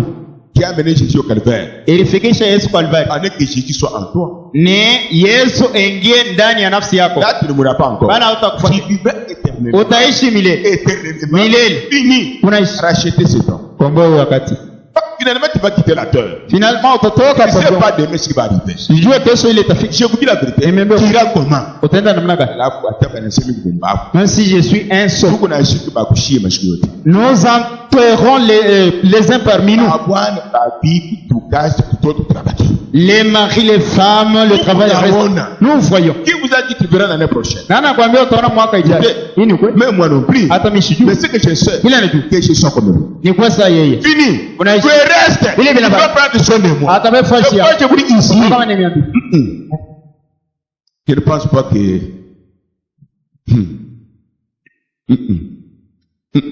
Ramène à ta vie. Peleka kwa maisha yako. Kicha ufalme. Le trône de Dieu Kicha ufalme. a besoin de Dieu pleinement. Iko lazima na Mungu mbele mbele. Tu as compris? Nana aski. Ah oui. Maintenant, écoutez ce que tu fais au Ram ici. Msiki kile ndio Brahma anasema.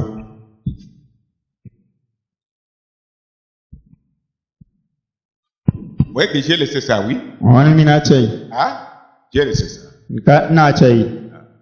Pour comprendre ça, il faut que je t'en parle. Njoo kuelewa passion nisemezane na moyo kwa hii. Notez bien. Mwandike mzuri.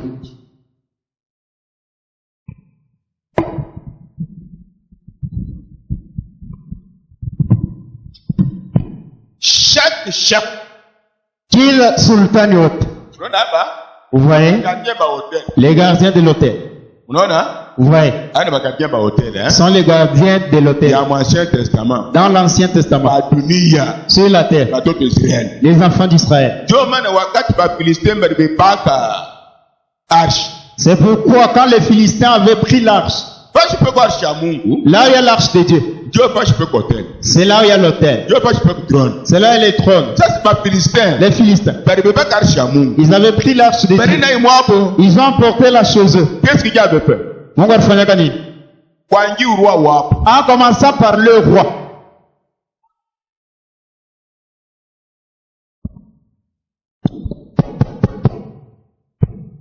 Kwangi urwa wapo. En commençant par le roi. Frère, Donc, hemorrhoïde inatoka hapa. hémorroïde inasula na mapantalon. Hallelujah. Amen. Kashomona. Kashomona. Les redoutables. Hemorrhoïde inatoka. Hémorroïde. Je m'adresse à celui qui est dans le besoin. Naambia ulioko Ne muhitaji. prêche pas. Shuhudia. Il y a un tonnerre qui vont. Kuko mungurumu mbele yenu. Soyez attentifs. Il y Mutegesikia. a un tonnerre maintenant. Kuko mungurumu. L'explosion va se passer. Pasuka Non kutafanya. seulement dans l'église, Ana pamoja kanisa. même ailleurs. Hata fashingi. Tout dépend Yote de inabaki. ce que tu écoutes. Kile unasikia. Si tu crois, Kama unaamini. tu seras bon. Vous voyez que Unaona? l'arche de Dieu, Ile sanduku ya Mungu. là où est l'arche de Dieu, Pale pako sanduku ya Mungu. ça était le trône Ndio kulikuwa kichwa ufalme. dans l'Ancien Testament. Mwagano la kale. Dans l'arche, qu'est-ce qu'il y avait? Ile sanduku mlikuwa ni? Verge d'Aaron, Ulikuwa bakora Aroni. la manne, Ulikuwa man. table d'alliance. Ulikuwa ile ma 10 commandements. Vous êtes avec moi? Mnanifuata. Verge d'Aaron, Bakora Aroni. La manne, man table d'alliance. na ile maamri 10. La manne, Man représentait Jésus ilianza kuonyesha Yesu qui devrait naître. alipaswa uzaliwe. Quand il est venu, Wakati anakuja il a dit, akasema, je suis le pain niko mkate qui est descendu natokea du ciel. mbinguni. Tu as compris. Nana nasikia Vos pères baba ont wewe mangé la manne dans le alikula désert. mana mjana Ils sont morts. akakufa. La manne Man représentait ilikuwa na mfano ya Yesu Dagage. mu sanduku. Vous êtes ensemble avec moi? Tuko pamoja. Verge d'Aaron, Bakora Aaron c'était un défi.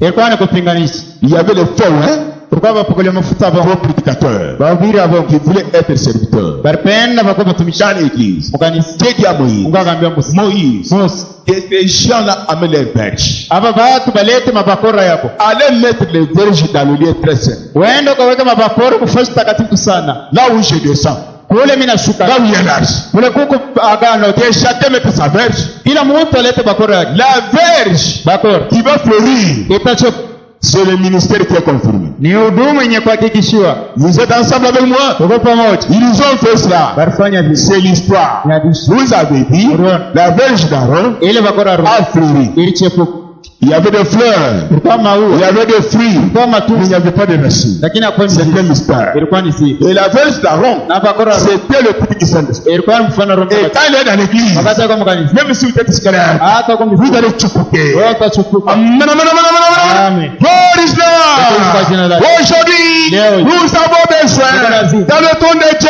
Tunakusema. la verge d'Aaron, Ile bakora Aaron. vous sentez, Unaingia. vous produisez les fruits du Saint-Esprit, matunda la joie, Furaha. la paix, Salama. l'humilité, Rejoice. l'unité, Pamoja. l'amour parfait, Upendo katika- l'amour éternel, la Upendo patience, katika- la tabrance. Ujuzi. Vous devenez un monument, unakuwa un ukumbusho, monument vivant. ukumbusho. Amen, amen, amen. Amen. Les Philistins ont touché à l'âge, Bafilistini barigusa kule sanduku fabriqué par les hommes. yenye kutungwa kwa watu, Ouais. bapakaliwa mafuta. Qu'est-ce que Dieu a fait? Mungu alifanya nini? Il les a frappés de mourir. Anabapika masundu Tout le pays. nchi mshiko. L'un des dit non. Mmoja wao anasema Restez avec moi. uko pamoja, L'un des dit, mmoja wao anasema bien aimé, bapendwa, nous avons marché. Ça fait des années. tunatembea tunakuwa miaka, Nous avons combattu ce peuple. tunakombanisha hii taifa Nous les avons tués. tulibau, Des fois, eux nous ont tués. mara nyingine banetu, Mais la chose que nous avons faite lakini kitu tunafanya est mauvaise. ni kibaya Aussi longtemps que pale tu nous gardons leur hache tunachunga sanduku yako dans notre camp, mukampi yetu dans notre pays. mwinchi yetu, Les hémorragies ile masundu monteront. itapanda tina mu makoshi. Ils ont tenu les réunions. Banafanya mkusanyiko, Toi, tu es. leçon, Toi, tu y arches. leçon cette arche, Tu y arches. leçon là. Tout aïcha, mon moqué. Nous serons exterminés dans notre pays. Tout aïcha. Nous serons exterminés. Roho Bwana anasema bongo. Le roi dit mensonge. Yeye mwenyewe Lui. anasema kupiga polisi. Et il a manqué comment se mettre sur son trône. Inatoka. C'est sorti. Hivi mbona ateswe moriri? Nani moriri? Quand vous parlez chez les Maurice, ça c'est blagué. La constipation. Ça c'est la constipation. Je vous dis la vérité. Mais miambia quoi? Hii ni ma constipation. Ce sont des constipations. Ça arrive Inafika. quelque part le sang ne circule pas. Hapa fashi damu haizunguka Ndio mzuri. kinavimba. Eh, ça gonfle. Non. Hemorrhoïde. Nani moriri? Wengine mseme ka constipation kanitoka. Amen. En commençant aujourd'hui, ne dit oh hémorroïde, dites c'est la constipation. Ça m'a quitté. Ça va quitter toujours le même. Itondoka hapa sasa. Vous ne pouvez pas être frappé de moriri vous. Moi mwezi kupigwa na hémorroïde. Vous êtes l'épouse. Huko vivi Là, harusi. c'est la constipation. Hii ni kushiba tu. C'est la constipation. Hii tu unaweka mdepo inexagere. Vous connaissez le moriri? Na hémorroïde. C'est une malédiction. Ni laana. Dieu a frappé les ennemis de ses enfants. Mungu alipika baadhi ya watoto wake. Banabebe arshi. Ils ont pris l'arche. Banarudisha. Ils ont ramené. Moriri inafanya nini? L'hémorroïde s'est arrêté. Inafanya nini? Terminé. Troni ya Mungu banarudisha. Moriri inafanya nini? Terminé.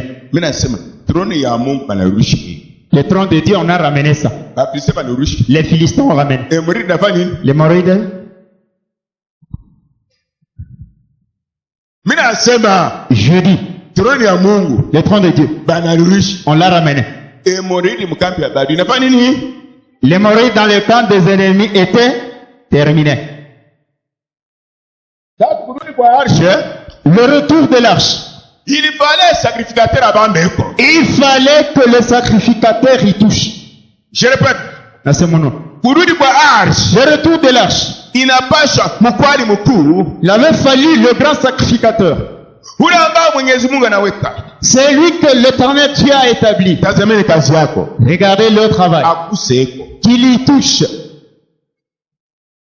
bali tafuti kuanguka, Quand l'arche voulait tomber, bakayuba mkanisa, les connaisseurs de l'église banasema hapana, ont dit non. tubambe. Et donc Dieu, Ule alibambaka ni nani? Uri, Uza, Kitu ya kumumbadi la chose de la chair, anaona tu sana misa a vu comme c'était une plaisanterie. jo aliyo Genèse 2, Parce qu'on sait Genèse 2, aliyo Apocalypse 7, ils connaissent Apocalypse 7, aliyo semence du ils serpent, connaissaient la semence du aliyo serpent, sete so, ils connaissaient cette aliyo matone. ils connaissaient les tonnerres. Kinachanga Et c'est différent. kama ubamu huku muna mikono Si tu ne touches pas ici à la usanse mubaya, dans le mauvais Adamu sens, kusema karabuka. même en parlant, soit Aïe aïe aïe aïe aïe aïe aïe aïe. Keba, Kalamo. ne confondez pas les enfants de Balashika à travers un groupe de prière. wewe usikuvuruke moto kama Nous sommes Kenya na un peuple kuja mambo. catholique. Sio Et nous devons te préparer. unapaswa Oh kutaishiwa. ma, Eh lala. uri, Uri. Uzi. Anabamba sio nyedeko na mimi shimine kalaka niko wisie.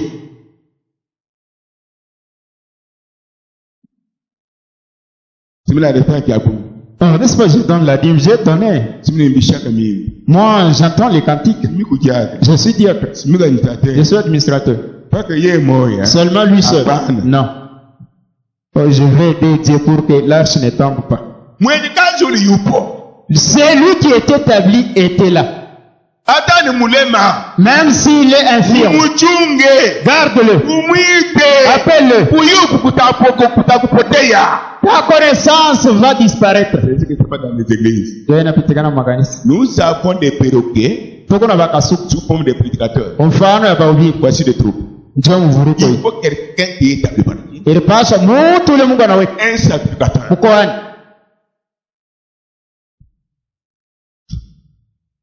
Si Dieu a déjà fait ça, venez me voir. Kama unasahau kufanya vile kwa unyoni. C'est la vérité. Ni kweli. Est-ce que nous sommes ensemble? Tuko pamoja. Uri alipona. Anagusa mpaka pale anakufa. Vous êtes ensemble avec moi? Tuko pamoja. Nous passons. Tunapita. Pour terminer, Tukamaliza. écoutez. Mshiki. Les Philistins retournèrent l'arche. Wafilistini wakarudisha ile sanduku. N'ayez pas de confusion dans votre tête. Msikuwe na mvuruko ndani. Je vais te dire que Natoka mkunambi. Dieu était dans l'arche. Mungu alikuwa mwile sanduku. Banafanya ya mbao. Cette arche était fabriquée par l'homme de bois. Mais c'est vrai. Mnafahamu? Mulikuwa imani. Il y avait la manne. Mulikuwa verse d'Aaron. Il y avait la verge d'Aaron. Tablette d'alliance. Il y avait aussi les 10 commandements. Bili bintu vina signification. Ces choses avaient la signification. Ça mina monesha. Comme je vous ai dit, Mungu alikuwa anashuka. Dieu y descendait. Yo traite arche na kuitroni ya Mungu. C'est ça que nous appelons l'arche est devenue trône de Dieu. Yo pale Mungu alikuwa anashuka mulie très saint. C'est là où Dieu descendait dans le lieu très saint. Aaron entré de tel fois par an. Aaron anaanza kuingia mara moja kwa mwaka. Mais quand Jésus est venu, Wakati Yesu la loi est tombée. ile sheria na Nous tous, sisi wote vous êtes des sacrificateurs. huko makoani Non pour prêcher, haina ndio kubii intercéder, Ombole. sauver les autres. Okobe. Prêcher, c'est le ministère. ni huduma Après, je suis prêché. uvike Yesu mikono. Directeur des champs après quelque chose. Kwa kutuma mimbo kisha anakuwa ministre. Huissier après quelque chose.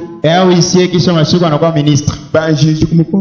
Les mouches derrière. Frère, c'est ce que je vous dis. Tuko nimeniambia. Vous ne pouvez pas aller en enfer Hawezi kwenda mgeni. sans qu'il y ait quelqu'un qui peut vous amener. Bila kwa mtu akukufikisha kule. Quel est cela? Mbambe. Vous ne pouvez pas aller au ciel Hawezi kwenda sans kumbi. qu'il y ait quelqu'un qui peut vous amener. Bila kuwa na mtu Mettez dans akukufikisha la kule. tête, même pour aller au ciel, Hata ndio tu kutoka. dois faire un effort. Unapaswa kufa nguvu. Croire la vérité. Kuamini ukweli. Suivre la vérité. Fuata ukweli. Suivre un ouin. Fuata mpaka ile Même pour aller en enfer, Kwa kwenda tu mgeni. dois rejeter la vérité. Unapaswa kufa Suivre ukweli. un faux ouin. Fuata mpaka ile Tout dépend de la profondeur. yote Dieu inapatana a na placé dans mfano. chacun. Yeye Mungu aliweka ndani Moi, ya j'ai pas de kila problème. mmoja. Sisi na Vous mama. n'avez pas de problème. Bwana na mama. Nous sommes au milieu. Tuko mkati sasa. Suivre. Mfuate. Chaque chef, Kila sultani wote. parmi ces chefs ici, Kati ya sultani. gardez le trône de grâce de l'Ancien Testament. Anaanza kuchunga kiti ya falme ya neema mwa Agano la Kale. Je répète. Nasema nini? Base Grâce, vous êtes avec moi. Qu'est-ce que vous avez dit? Unanifuata mimi nasema nini? Je contrôle les démons. Naangalia mademon.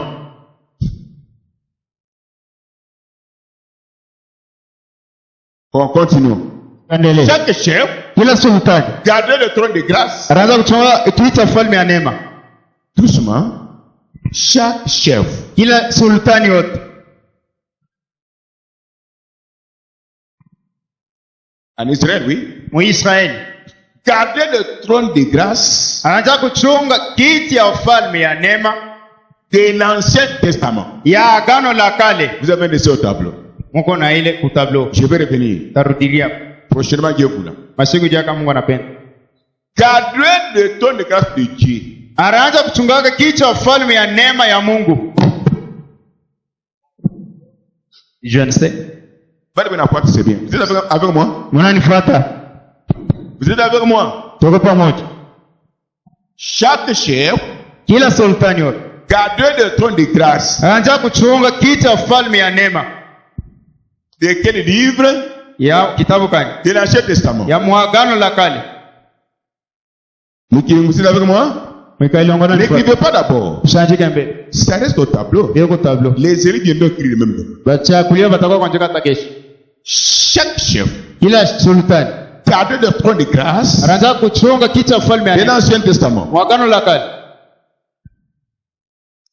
Et au-dessus Na yulu du trône de grâce, ya ile kiti cha ufalme ya neema. qu'est-ce qu'il y avait? Kulikuwa nini? Il y avait la colonne de feu. Kulikuwa yaka nguzo la moto. Je vous bénis, vous avez dit. Nimebariki mwabale banasamini. Très profond. Ya upana. Il y avait la colonne de feu. Kulikuwa yaka nguzo la moto.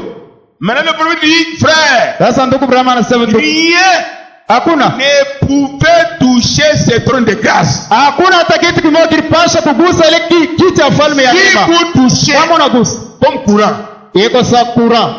c'est la répercussion. Quoi? L'électrocution. Répercuter? Électrocuté. Hein? Électrocuté. Électrocuter? Ouais. C'est-à-dire quoi? Unabamba kwa vile. Donne-moi un exemple. Non. Voilà. Je vous montre un exemple. Mfano. Électrocuter? Quoi? Électrocuté. C'est ça? Oui. Le trône est là. Kiti ya ufalme iko pale.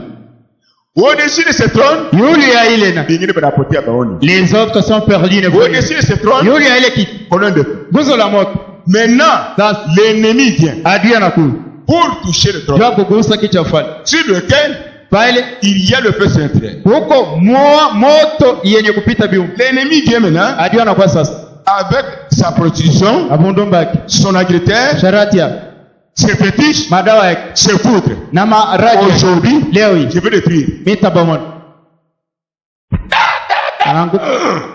Branham dit, Branham anasema on ne pouvait pas toucher hakuna hata mtu mmoja pasha kugusa. ces trônes-là Ile kiti cha ufalme. fabriqués par l'homme. Yenye kutungwa kwa Dieu descendait Mungu là-bas. anazushuka. Il y avait mort. Kulikuwa maana. Verset d'Aaron, Bakora ya comme roho. l'alliance. Na C'était sur le sang de bouc. ilikuwa chini ya damu ya Maintenant, mbuzi. le premier dit, Sasa nabii anasema où se trouve ces trônes-là aujourd'hui? ile kiti cha ufalme leo hii iko wapi? Donc si vous touchez, Ile kama unagusa vous tombez là-bas. unaanguka kule. Ces trônes-là aujourd'hui, Ile kiti cha est dans ufalme le cœur. iko mumoyo. Et dans le Iko cœur mumoyo. des hommes Ya bana. et des Ya femmes bana Mungu. remplis du Saint-Esprit. Yenye kujazwa na Roho Et Mtakatifu. maintenant même, Sasa. qu'est-ce qui peut vous lier? Ni nini inaweza Qu'est-ce kukufunga? qui peut Ni venir nini inaweza et kukufunga? rester en vie? Ya ibakie kivipi? Croyez. Mwamini. Croyez. Mwamini. Amen. Monique, Monique, tu es avec moi? unanifuata? Tu écoutes ce que Dieu dit. Unasikia kile Mungu Ça ne anasema? demande pas la prière. Ayombe maombi. Soyez avec moi. Unifuata. Est-ce que vous êtes avec moi? Unanifuata? Abana Hiyo ineretiana vijana. Il est. Ça, Banasema. on dit. Na bien anasema. Le prophète dit, Ule mnaroho mtakatifu. c'est lui qui est le Saint-Esprit. Ni trône. Et le trône. Hawezi kumkusa. Tu ne peux pas le toucher. Ukimkuse, Si tu le touches, nguvu inakuisha. tu es électrocuté. Tu tombes. Tu tombes. Hata mkweli. Même si vous êtes Ni moya. moi seul. Kui kushiku. Quel que soit la nuit, quel que soit le jour. Et vous relevez vous pas. Ah, on a l'amour. Vous doit bouger. Oh, c'est Luttez encore. Quel que soit leur nom. hata kuingia. Ni nini? C'est quoi? Yeye mwenyewe anasema. Ndiyo ile pakicha.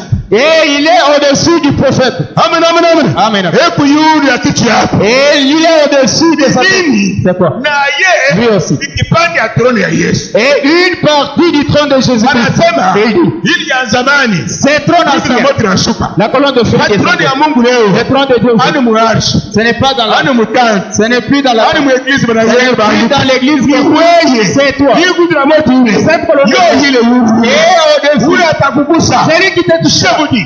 Maintenant même. Hapa sasa. Ile peshe. Hey, Ile mara. wala magonjwa. Wala buloshi. Ni pashe. Ni kwaso. Wala su. Ni lulde. Wala uzi. Ekelekite. Utogoni. Suhire. Uchafu. Sipeti. Adawa. Tremblement. Kutetemeka. Dieu qui est premier. Mungu abrahama kupata. Vous êtes le ton de Dieu. Kwa kichwa falme. Et tout doit être tourcié maintenant. Vyote vinapaswa kuanguka. Vyote vinapaswa kuondoka. C'est la vérité maintenant. Ni kweli ndugu. Tout doit quitter Vyote maintenant. vinapaswa kuondoka. Comme vous êtes le ton. Kama kichwa falme. Autour de toi. Kando kando. Dès que la nuit de gloire. Huko wingo wa utukufu. Every tombe à côté. Elfu ya ng'ombe kushoto. Qui me la droite. Elfu kumi kuume. Ah ouais. Hakuna. Ça, on en entend. Sasa unaona. Vous ne serez jamais atteint. Wewe utashikwa. Amen. Amen. Nous chantons pour Jésus. Tunaambia Yesu. Gloire Jésus. Watukufu wa jina la. Nous chantons pour Jésus. Tunaambia Yesu. Comme c'est la vérité. Unaamini kweli? Le trône de Dieu. Kichwa falme wa Mungu. Qui n'est pas fabriqué par les hommes. Aina yenye kutungwa kwa watu. Dieu lui-même. Mungu mwenyewe. C'est vous. Ni wewe Et moi. na mie. C'est vous et moi. Ni wewe na mie. Il vous a appelé Alikuita. pour qu'il soit en toi. Njoo kwa ndani yako. Preuve que tu es le trône de Dieu. Akisema uko kichwa falme ya Mungu. Tu dis Amen. Unasema amini. Ce n'est pas toi. Haina wewe. Abraham dit que Abraham anasema. celui qui a créé, c'est lui qui a amené la parole. Yeye ndio anafikisha neno. Il est ponctuel. Yeye eko pale kila saa. Quand vous dites Amen, Watu wanasema amini. et il entre en vous. Na anaingia ndani yako. Ce que tu as besoin, Kile uko na kile. va se manifester. Inapaswa kuonekana. Le trône, Kichwa falme. aucun démon ne peut rester là-bas. Hata demoni hawezi kushama kule. Quel est le verbe qu'il faut écrire au tableau? Verbe gani inapaswa? Hey, banduku, mon frère, Mes frères, vous avez la voix. vous êtes comme moi. Samie. Vous êtes comme moi. Uko Samie. Vous êtes comme moi. Uko Samie. Vous jouez avec le trône de Dieu. Unacheza na kichwa falme ya Mungu. Awakishi moto mu quartier. Tu n'as pas allumé le feu dans les quartiers. Wakishi moto tukiu. Allume le feu. Comment votre père na kutapu hivi? Comment tout le monde te loue. Hein, dit. Hein? Na kutashi peko na kutapu tu. Même au travail, un bon travailleur. oui. Ah non. Mon enfant. Notre trône, hein. Unapita na mtu hivi. Nous passons seulement. Ega na tumalawa. Il a des petits. Anakupime. Il tente. Yebo ya ina. Hey, amen. Trône. Na kichwa falme. Depuis que tu as été. Tangia uliamini Suivez la dada. parole. Fuata kwa nini? Trône. Kichwa falme. Trône. Kichwa falme. Dieu. Trône de Dieu. Kichwa falme ya Mungu. Ne touchez pas au trône. Usiguse kichwa falme. Voici la fin de notre prédication. Njoo mwisho ya mahubiri. Ne touchez pas au trône. Usiguse kichwa falme. Frères et sœurs, Nuna da. si l'arche Kama sanduku. a fait que les Philistins soient frappés de mourir, Ilifikisha wasema wakati baribeba nifikisha mkampi ya bale ba incirconcis. Bane bapika ma hemorrhoïde. cette arche-là, Ile sanduku sur les épaules ilikuwa pa mapeka des sacrificateurs, ya mkoani. Mungu hapo pale nyundo. Dieu était au-dessus. Ndio ndani Mungu ji commandement, Parce qu'à l'intérieur il y avait les commandements. verse d'Aaron La verge d'Aaron na man et la main. tabiona. Nous verrons ça. Mungu anashuka Dieu y descendait pa ile mbao ile. sur ses bois Karibu pa mapeka. et il s'était transporté sur les épaules. Bali batushiki kitu pana papika. Ceux qui avaient touché ça étaient frappés. Sasa wewe, Comment toi? huko trone ambao Tu es le trône. bantu abapapa. Les gens ne portent pas. Et 16 heures inene ya. 16 heures. Yeye anatembea. Le trône lui-même marche. Ile ni munyumba.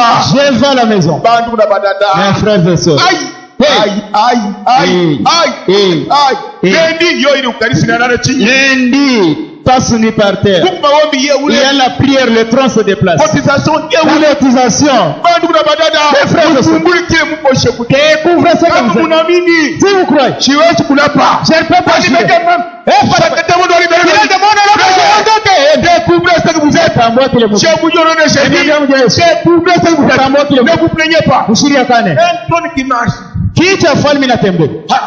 Un trône qui va au marché kiti cha falme inaenda en kusoko chantant gloire à Jésus. kuimba utukufu kwa Yesu. Un trône qui assiste un malade. Kiti cha falme inasaidia mgonjwa. Un trône qui prêche. Kiti cha falme inahubiri. Un trône qui dit Amen. Kiti cha falme inasema amini. Un trône Kiti cha qui falme conseille. inashauri. Un trône Kiti cha qui falme vit pour l'autre. inaombea mwingine. Et puis Mungu akwati l'autre. Que Dieu t'abandonne pour toujours. Hapana. Unapita le trône. Tu n'es pas ce premier trône. Utakugusa. Celui qui t'a touché. Hemorrhoïde haitaisha. L'hémorroïde ne te Kibugutu haitaisha. Les troubles. Mateso haitaisha. Wewe unapita. Toi tu dépasses. Il y a zamani. Les trônes anciens. Applaudissons pour Jésus. Kupiga Yesu mikono. Mettez-vous debout. Usimame. Hai. Mwende na furaha. Mwende na furaha. Hey. Mwende na furaha. Allez avec joie. Hai. Hai. Mungu leo atuonyeshe. Que Dieu nous dise aujourd'hui. Troni ya mbao. Le trône de bois. Anakuya anaenda na pia anaenda. Il descendait, il repartait, il descendait. Kama kundani mwako. S'il est à toi maintenant. Jusqu'à l'éternité. Kila kumilele. Ule atakukusa. C'est lui qui te touchera. Na ule anakukusa. Et c'est lui qui te touchera. Le problème est là. Hémorroïde. L'hémorroïde. Kifukutu. La chaleur.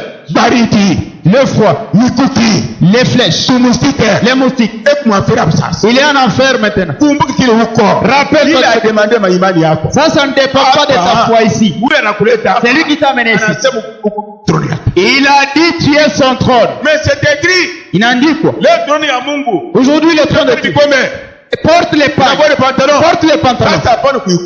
Mais ne le touche pas. C'est ça mon problème. Toi mon bon. When do you cut? Toi coupe ça. Tu méprises ça. Tu brises ça. Tu souffres. Que ce soit en famille dans le quartier. Et quoi mon diamant dans mon quartier?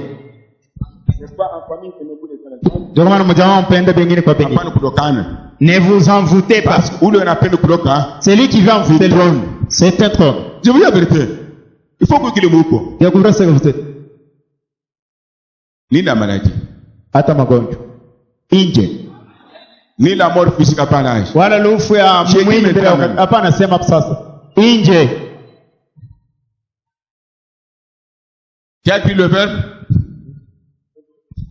Électrofié, électrique, c'est quoi? Électrocuté. Électrongué. C'est quoi? Électrocuté. Ah, voilà.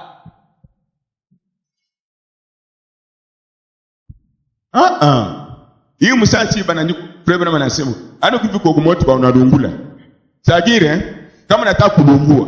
Hata lungu karibu na troni. Pana kutupa. Kama unabamba kukateneri ili natembeshaka masho electric. Hautakufa sio bambe kunkamba ni kukutupa 150 km. Je suis haute tension. Niko haute tension. Le courant, le courant. Kama unacheza nayo, si tu joues, unakauka. Ndio inabakia. C'est reste. Je suis haute tension. Je suis haute tension. Je suis haute tension. Je suis haute tension. Je suis haute tension. Je suis haute tension. Niku haute tension. Niko haute tension. Niku courant ya mwisho. Niko courant ya mwisho. Inameza makura ingine. Inameza makura ingine. Courant ingine puissance ya Satan na nia yake. Courant ingine ni puissance ya Satan na nia yake. Sasa mimi niko na Yesu ndani mwangu. Sasa mimi niko na Yesu ndani mwangu. Muumbaji wa Satan. Muumbaji wa Satan. Satan atanyangusha? Satan. Atakuije? J'aime cela. Napenda hiyo. Même si tu es au marché. Hata uko soko.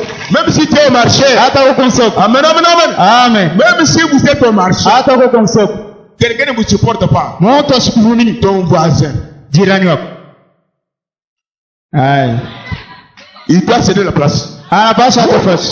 Oh, madame, il faut quitter. Vous savez, la chose est comme ça. Tu es comme il est. Tu es au bureau. Dans le bureau avec tes amis. Bureau na marafiki yako. Ou femme. Mwanamke wala mwanamke. Frère et sœur. Ndugu na dada. S'il y a quelqu'un qui a une mauvaise don eko na rino mubaya kasira vous. kipindipindi na Même si tu ne lui dis rien, hata mwambie kitu à partir de maintenant même, tangia leo il doit se débrouiller maintenant. anapaswa kutoka kuingililia. Si, ah oui. Amen. Allez, dis-moi Kende. Hayo toka wengi. Haute tension. Haute tension. Haute tension. Haute tension. C'est de la place. Acha fashi. Twende nabuka twende. Tu es lâche. Weko sanduku. Tu es le trône. Weko kita fa. Comment quelqu'un peut te toucher? Namana gani mtu anaweza kugusa pale? Non. Hapa. Non. Hapa. Quitte. Twende. Ce que je dis, Bigana sasa. je sais. Najua twende. Twende. Tu dois partir. Anapaswa. Même le chef d'avenir. Hata chef Peut déménager à côté de vous. anaweza kuanga. Hey, vous parlez de Dieu de Machi 4. Unasema Mungu Mais baba. j'ai dessinateur. Dans des hommes et dans des femmes. Je me sens de ce moment. Erishika huru. Aïe, aïe, aïe, aïe, aïe. Même le bourgmestre Hata peut burukana démissionner côté de vous. anaweza kuacha njuu yako. Oui, c'est la vérité. Hilo ni kweli. Rappelez-vous ici. Mkumbuke hapo. La maman la bourgmestre. Mama ule burukana. Elle était venue les chercher On y va en baie. pour m'arrêter. Parce que là, vous t'as mis. Les policiers étaient dans le Tu te cas. rappelles Isaac m'a dit? Non, non, je kumbuka. Nous apprenons, nous apprenons à banque, J'ai appris tout le monde, qu'est-ce que tu as fait, pasteur? Les petites. Ah, ni mtoto. Minenda. Je suis allé Commune. à la commune. Mieux. Et voici, arrêtez-moi. Pasteur. Pasteur. Mambo gani? Qu'est-ce qu'il y a? Anakuwa na kamionete mbambe. Et là, mené une camionnette de policiers pour m'arrêter. Na basoda. Et des militaires. Mimi nakileta. Je me suis amené. Pasteur wetu. Pasteur, Mkweli yeye ule. c'est la vérité. Chuko tuoneshe. Attends que nous te disions.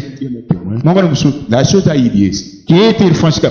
Auni naye mambo. Tu n'as aucun problème avec elle. Mambo iko hapa. Le problème qui est là. Una électrocuté malawi yake. Tu as électrocuté ses fétiches. Ndio maana nakufuata. La voix, elle t'a suivi. Téléphone maintenant. À quoi est-ce? Je t'en veux, pasteur. Elle ne viendra pas, pasteur. Kayimoko. Mi mwenyewe. Dans son bureau. Au bureau. Qu'elle vienne. Aku. Elle n'était pas venue. Ashukwe. Là, il perd. Arongo. Sinon, Buri. elle sera Électrocuté. c'est-à-dire la haute tension. Tension na. Chwa. Chwa. Cha. Cha. Cha. Cha. Cha. Cha. Cha. Cha. Haute tension. Haute tension. Maintenant même, Ah, bah, ça. kama kamalade kanakuya. Si la maladie. Kunako. Tiens, Kana nunguro haute tension. c'est brûlé. Amen. Hai. Hai. Hai. Hey. Ne presse pas. Subiri. Je veux confiance en Dieu. Kama kuna tumaini ndani Kama yako. confiance en moi. Encore tumaini ndani Gamin. yako. Hapa sasa. Dieu nous donne. Bushi. C'est la mort. Hello. Haute tension. Haute tension. Wash. Shemetra. Ni hapa sasa. Hii kuna nungua. Ça prie. Tufia mbele ya saa. La mort Hata avant kama l'âge. uiwe. Merci qu'il sait. Wash. Haute Wash. tension. Le message. Le message. Wash. Wash. Ikolo. Wash. Yulu. Hii kuna nungula. Ça brûle. Wewe huwezi kunungula Toi, hapana. tu ne peux pas te brûler. Ilikuwa kazi ya mikono. Et ce sont les travaux de Haute tension. Attention. Wash. Wash. Chwa. Wash. Chwa. Wash. Chwa. Wash. Wash. Wash. Wash. Wash. Wash. Wash. Wash. Wash. Wash. Ya mashamu Mungu bilulu. Là, les maïs sont rongés par Tension les ingia. Inachoma. les insectes. Hey. Na mimi sanda mtu. Hey, même les vers intestinaux. Alléluia. Hey. Attention. Wash. Attention. Wash. Wash. Wash. Zambi yote. Tout péché. Munafsi. Dans l'âme. Hili unayua. Qu'est-ce qu'on dit? Ilinya rien. Hakuna kitu. Inendo kukusa. C'est allé toucher. Unenkusable. C'est lui qu'on ne peut pas toucher. Hili demo hikunani. C'est démon qui est en toi. Zambi ile. C'est péché. Wewe unifuata. Toi, suis. Hapana kulia. Ne pleure pas. Haute tension. La haute tension. Wash. Wash. Wash. Wash. Wash. Wash. Wash. Wash. Na ndani. Même à l'intérieur. Ingia. Qui est ça?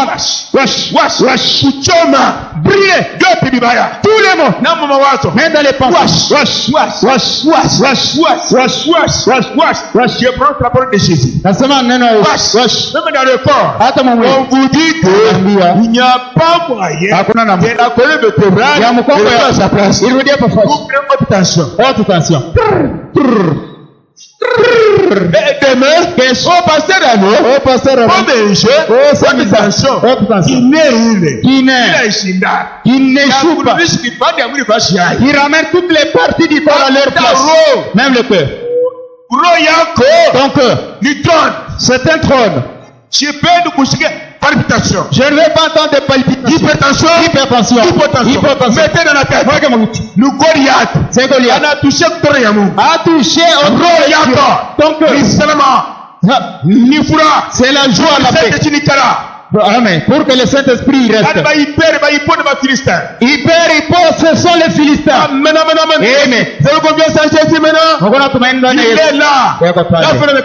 Mwanzo na mwisho. Haute tension. Haute tension. Hey. Hey. Haute tension. Haute tension. Même si Hata kama Ton corps est resté à Kasumbalesa. Mwili yako nabakia Kasumbalesa. Chez Moussoumadi. Kwa Msumari. À part. Il est déjà là. Oko pale. Par seconde. Kuka dakika tu moja. 13 000 kilomètres. Ima 13,000 Pour délivrer ya kufungua le captif. mfungwa. Maintenant même. Sasa Même s'il avait fait beaucoup d'années. hata ile elfu miaka Il mingi n'était pas délivré. wa kufunguliwa. Mais c'est lui qui délivre. Ule anafungua. Donne au diable une seconde. Anapacha shetani dakika Ili sana. moja. Kada dakika Ili sana. moja. Lui a fait 1000 ans. Ya elfu miaka ya. Peut-être il a fait 100 ans. Saa zingine elfu miaka 100. Miaka hakuvuruka. Mais pour Dieu qui délivre, Jua Mungu anafungua. Dieu ne ferait pas 20 ans. Wala sifahamu miaka Combien de 10. secondes? Wala madakika Chilobo, wao dai. Otari, Wao dai. Tatana Bisso, Baba yetu. Tatana Bumon, Baba Bono, Mulikusa, Atari, Atari Kosara, Eko pale na Banda te, Ana kwa délivrer nayo. Kuko batoto yake. Alobi, Alisema. kaka oyo, Paka. na seconde mo, Dakika tu moja. nao sali. Na ile fashi huko. Yote vinanguka. Where is name? Utukufu kwa jina la. Where is name? Utukufu kwa jina la. Chante pour Jésus. Tuimbie Yesu. Mimi naambia Yesu. Kwa mbele ya saa. Amutaomba. Jésus, c'est ce que j'ai dit. Najua bila nisema. Vous n'allez pas prier. Amutaomba. Est-ce que tu es ensemble avec moi? Tuko pamoja. Venez. Nous avons une grande tâche. Tuko na kazi mne. Les autres peuvent m'écrire. Wengine wanaweza watu kanchi. M'écrire. Ukuonda. Vous êtes là-bas? Uko kule. Qui sait que l'autre tension là qui rit? Nani analisikia sema auto tension na mapunza? Mshilande. J'étais malade. Parce que mgonjwa. Quand nous disons ainsi, Wakati tunasema si Dieu agit Mungu anatenda. et qu'il est même une seule personne, Na asali hata mtu vous mmoja. voyez que tout le monde, Mwamini bote. la même puissance Uwezo mmoja. est chez vous.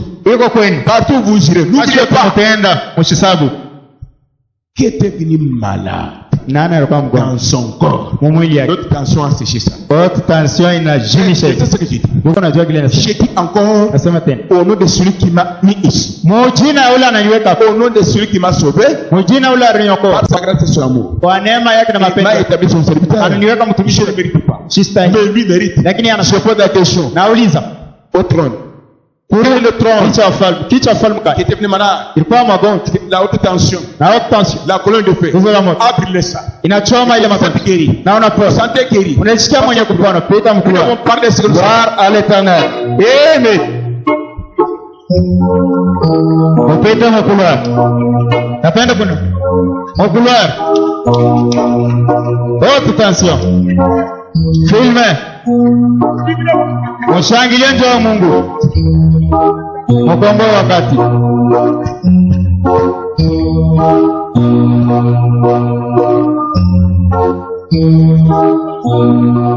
Jambo yenu kicha mfalme. Kichi mfalme ya nguvu la moto. Kicha mfalme ya nguvu la moto. Ile kura ya yulu. Hata magonjwa mwayo hivi kunichoma. Mwangu ni ichoma. Kwa nini? Mwangu kwa kicha mfalme Roho Mtakatifu. Kicha Mungu. Hawezi kuiloka. Hawezi kuigusa. Wakati unagusa. Unalungua kule kana kutupa mbali. Moto moja. Mungu akubariki. Yesu anakutunza. Unasema ndio kichwa cha falme. Kama ukichwa falme ya Mungu. Unasema mimi nakunena. Unapenda Yesu. Pale huko. Ni bati. Unaponda saa yako kwenda kwa Seigneur, merci. Sema Bwana asante. Qui est avec moi? Nani ananifuata? C'est ton temps maintenant. Wakati wako sasa. Que Dieu te bénisse. Mungu akubariki. Dieu t'a guéri. Mungu anakutunza. La guérison, Matunzo. c'est un appât. Ni kiambo. Allez à ta place. Wende kwa fashi yako. Dieu t'a guéri aussi. Mungu anakutunza. Que Dieu vous bénisse. Mungu akubariki. Allez à ta place. Fashi yako. Oui, monsieur. Bwana. Dieu t'a guéri aussi. Mungu anakutunza. Allez à ta place. Wende kwa C'est fashi. comme un petit problème. Isa mambo Et dogo. même à la qui Magonjwa mamo. tue les gens. Ina wapa. Un don de la guérison Zawadi ya matunzo. dans l'église, Mkanisa. c'est une bénédiction. Ni baraka. Tirez attention. Mukalamuke. Vous prenez la légère ça? Munaona saa njoo nini? Tirez attention. Mukalamuke. C'est un grand don. Ni zawadi munene. Tu étais avec moi quand papa quand était venu me consoler. Papa quand m'avait dit ceci. Papa kangu aliniambia gani? Brana me dit, Brahma anasema tout pasteur pastori wote ou tout ministre wala mtumishi wote qui aime toujours ule anapenda paka manifester Dieu kuonesha Mungu à travers le don de la guérison. kupitia zawadi ya matunzo. Il est combattu plus que les autres. Yeye anakombanishwa kupita wengine. Wage mkono yule kazi. Est-ce que Dieu peut combattre? Ndio kama unaona kombanishiwa. Délivrer les gens, Fungua watu. ils sont terribles. Tu seras combattu en ne pas oraler. Utakombanishwa tena pale kunyanyuliwa kutafashika. Tu as compris? Na nasikia. Toi aussi, Wewe tu es guéri. unapona. Ah. Tu dois croire comme ça. Unapaswa kuamini hivi. À ta place. Pafashi yako. Ton nom c'est qui? Jina lako. Hein? Qui? Mireille. Ah, tu habites avec maman Mireille? Susan. Susan. Ouais. Susan. Ah, tu es aussi guéri. Na wewe unapona. Ah. Tu as déjà prié avec nous combien de jours? Unaisha kwamba nasi mashiko ngapi? 3 jours. 3 jours. Et aujourd'hui, Dieu vous a donné la santé. Leo Mungu anakupa afya. Voilà, il t'aime, oui. Anakupenda. Tu dois te réjouir. Unapaswa kufurahi. Continuez persévérément. Endelea dumu. Si je demande à chacun de donner un témoignage, Kana naomba kwa kila mtu alete donc ushuhuda. il est à 21. Tatoka mu 21. Ayez vos yeux fixés sur moi. Macho yenu yangalie huko. Moi, je suis dans le péché. Niko manyukozara mzambe samu. Ayez vos yeux fixés sur moi. Macho yangalie. Oui, je suis. Wana shina kitu. Mais il y a moins regardé. Hata mtazama. Ce qu'il fait, Kwa kile anafanya. il fait à travers nos péchés. Anafaa kupitia mtu kutenda dhambi. Ndio Ce soir, hii si magharibi. vous retrouvez la chose là, Kama unarudiana ile kitu. ou bien tu aimes mourir, Wale unapenda kufa. Père, je vous dis, Uko ni miambi. il n'y aura jamais une puissance qui dépasse celle de Jésus. Hakota kwa uwezo wengine inapita ya Yesu. Crois pour ton cas, Amini jua mambo. venez témoigner dimanche. Wale tu shuhuda mdio. Dieu vous aime, Mungu anakupenda. que Dieu te bénisse. Mungu akubariki Tiens tu. la santé, Unapata afya. persévérer, Dumu. ta parole. C'est sans vous ça. Sangu. Dieu t'a guéri au monde. Mungu akubariki mtoto. Amen. Je suis content. Niko na furaha. Écoutez, Mshiki. vous verrez de grandes choses Utaona vitu vikubwa. plus que ça. Kupita hii. Même s'il mérite 1 heure Hata kuna mpekea saa moja. pour mourir, Jua kufa. Kini mimi. c'est la vérité. Ni kweli. Vous verrez des choses Utaona vitu plus que ça. kupita hii. Et vous direz, Hamtasema. Branham Brana. a laissé les effets Satan. Anaacha wa Efeso hii. Que Dieu te bénisse. Mungu akubariki. Tu as eu la guérison. Unapata matunzo. Soyez ici. Pia. La même puissance qui est ici, Uwezo mwamwai. s'il vous accompagne chez vous, Kama nafisindiza kwenu. vous serez protégé. Mutakingwa. Si tu pars seul, Kama unaenda peke. ce n'est pas bien. Haina À mzuri. ta place. Ufuashi. Ma mère, que Dieu te bénisse. Mamangu Mungu akubariki. Ah, Dieu t'aime toujours. Mungu anakupenda paka. Que Dieu soit loué. Mungu apewe sifa. Le fruit de mon ministère. Ile ndio tunda ya hudumu yangu. Ah, nous remercions le Seigneur pour ça. Unapigia asante Il Mungu n'est pas kwa. même le nom. Ananipanga hata anaponipanga. Que Dieu te bénisse, ma Mungu mère. akubariki mama. Retourne à ta place. Wote pafasha. Réjouissez pour la guérison. Furahi ndio matunzo. Devenez chrétien Kwa Mkristo mwanamke. et chrétienne Mkristo mwanamke. pour garder la guérison. Ndio kuchonga matunzo. Quand Dieu guérit, Wakati Mungu anatunza. c'est pour aller en sa présence, Ndio kwenda muwepo être wa rempli du Saint-Esprit. ujazwa na Roho Mtakatifu. La guérison du corps, c'est un petit miracle. Matunzo ya mwili muujiza ndogo. Dieu t'a guéri aussi, mon Mungu ami. anaona kutunza rafiki. Ah bon? Je peux te poser la question. Naweza Toi, kuuliza tu souffrais quoi? ulikuwa unagonjwa N'est nini? pas un. J'ai senti mal l'oreille. Mal? L'oreille. Qui peut voir quelque chose? Nani hawezi kuona kitu fulani? Qu'est-ce que nous avons dit jeudi? Tulisema nini mkazini? Mardi. Mkazi mbili. S'il y a d'autres qui sont malades l'oreille ici, Kako wengine vile na gonjwa usikia. ils croient aussi la guérison. Baamini na bo matunzo. Regardez les gens là-bas. Mwangari angara watu kule. Yende. À ta place, Nafasi yako. la haute tension Hii ni umeme ya yulu. a brûlé tout. Inapaswa ichome vyote. Et vous êtes intouchables maintenant. Hapa mtu tu akiviguse ni kutupa kule. Viens. Toi, tu souffres quoi? Uko unagonjwa nini? Pour les autres, je ne sais pas c'est ça. nilikuwa nashikia roho iko napika mbio mbio, articulation yote muko mpaka niko nauma. Donc modela ya kuexplike ndio bishukwe na mancho niko nashika mancho niko na nikwe mweushi. Bon, Mungu ananisaidia. Nous avons dit quoi? Tulisema nini? Que chacun mette sa main sur le terre. Kila mtu aweke mkono wake pamoja. Quelqu'un met sa main sur le cœur. Kila mtu aweke mkono wake. J'avais dit que Niseme nous sommes haute tension. tuko kura ya yulu sana.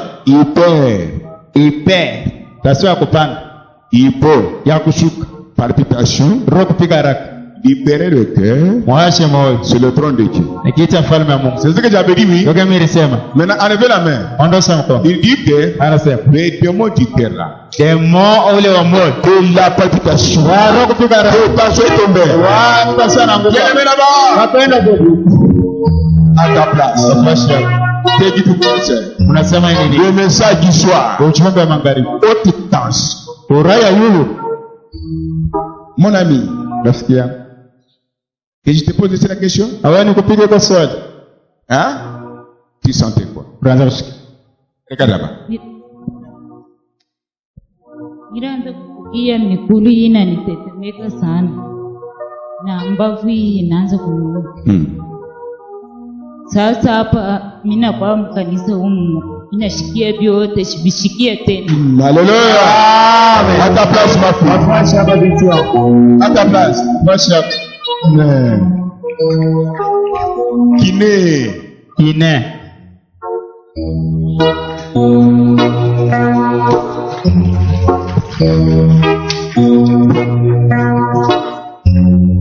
Kiné. La kinésithérapie. Haute tension. Ça commence. Ça commence. Aïe. Hey! Fini. C'est fini. Amen. Si vous avez laissé les enfants à la maison malades, Kama unaacha watoto kunyumba magonjwa. la même main que tu as mis dans l'air là, Mkono mwamori weka yule. mets sur l'enfant, Weka pa mtoto. sur ton mari, Kwa bwana. sur ta femme, si tu as un voisin que tu aimes, Kama kuna jirani ule. Weka mkono. mais ce n'est pas moi qui parle, Ndio bwana mimi c'est le nasema. grand chauffeur. Ni Jehova mkuu. Il est dans la salle maintenant. Yeko mmakutano sasa. Amen.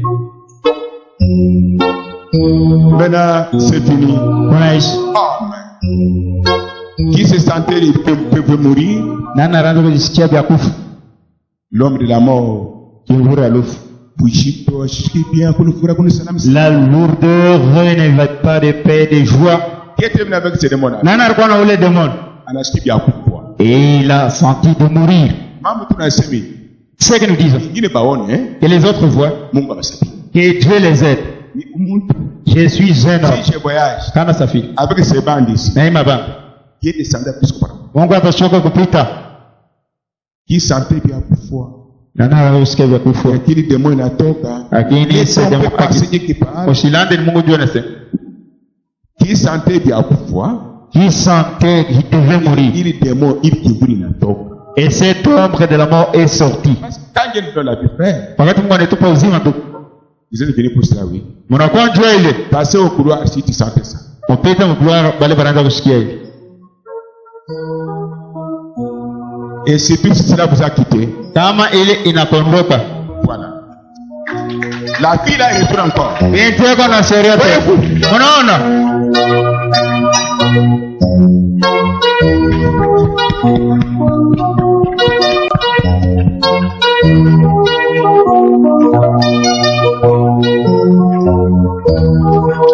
La haute tension. Haute tension.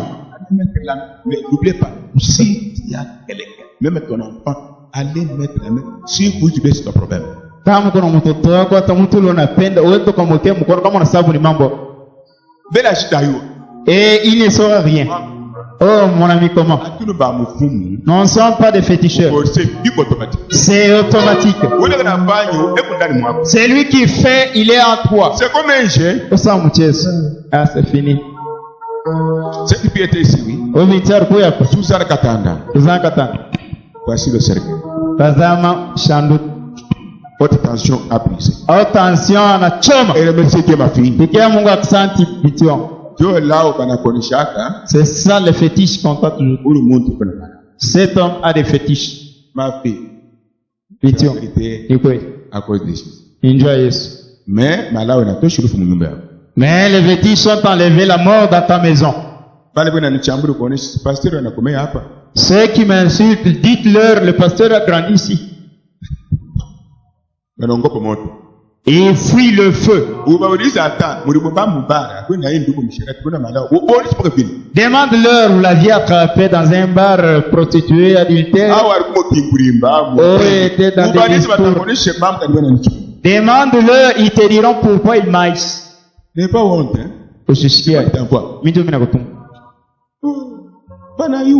Ils savent. Haute tension. Haute tension. Depuis. Vous êtes haute tension à pas de net. Haute tension vers la kusaliwa.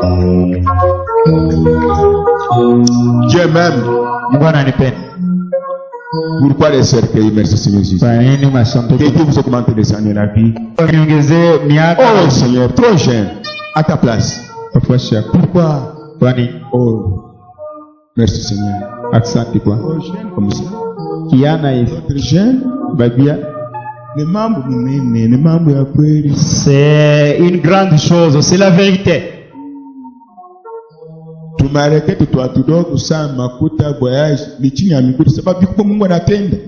Les requêtes comme l'argent, les voyages sont des petites requêtes parce que Dieu a agi. Mais c'est, je veux croire. T'as pas ça comme il? Pendant que vous êtes debout là, je vous demanderai de vous asseoir. Asseyez-vous. Rapidement. Demain, je sais que je serai fatigué. Dieu a agi dans l'église, oui. Vous avez la foi, oui.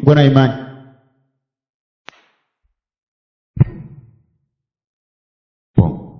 Si je peux recevoir déjà demain, même 10 personnes. Faites-vous aussi violence. 13 heures, je vais commencer à recevoir. Ceux qui seront avant, je vais les recevoir.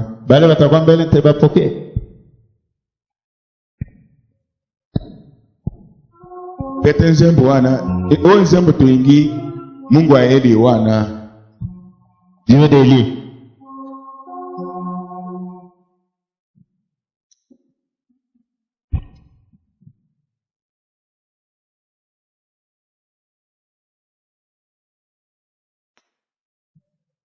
Mtetezi Beli, habari gani?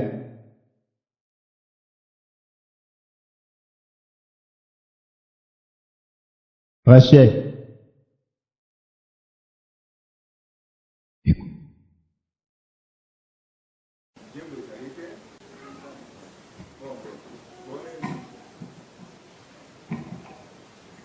Ah, comme les anges.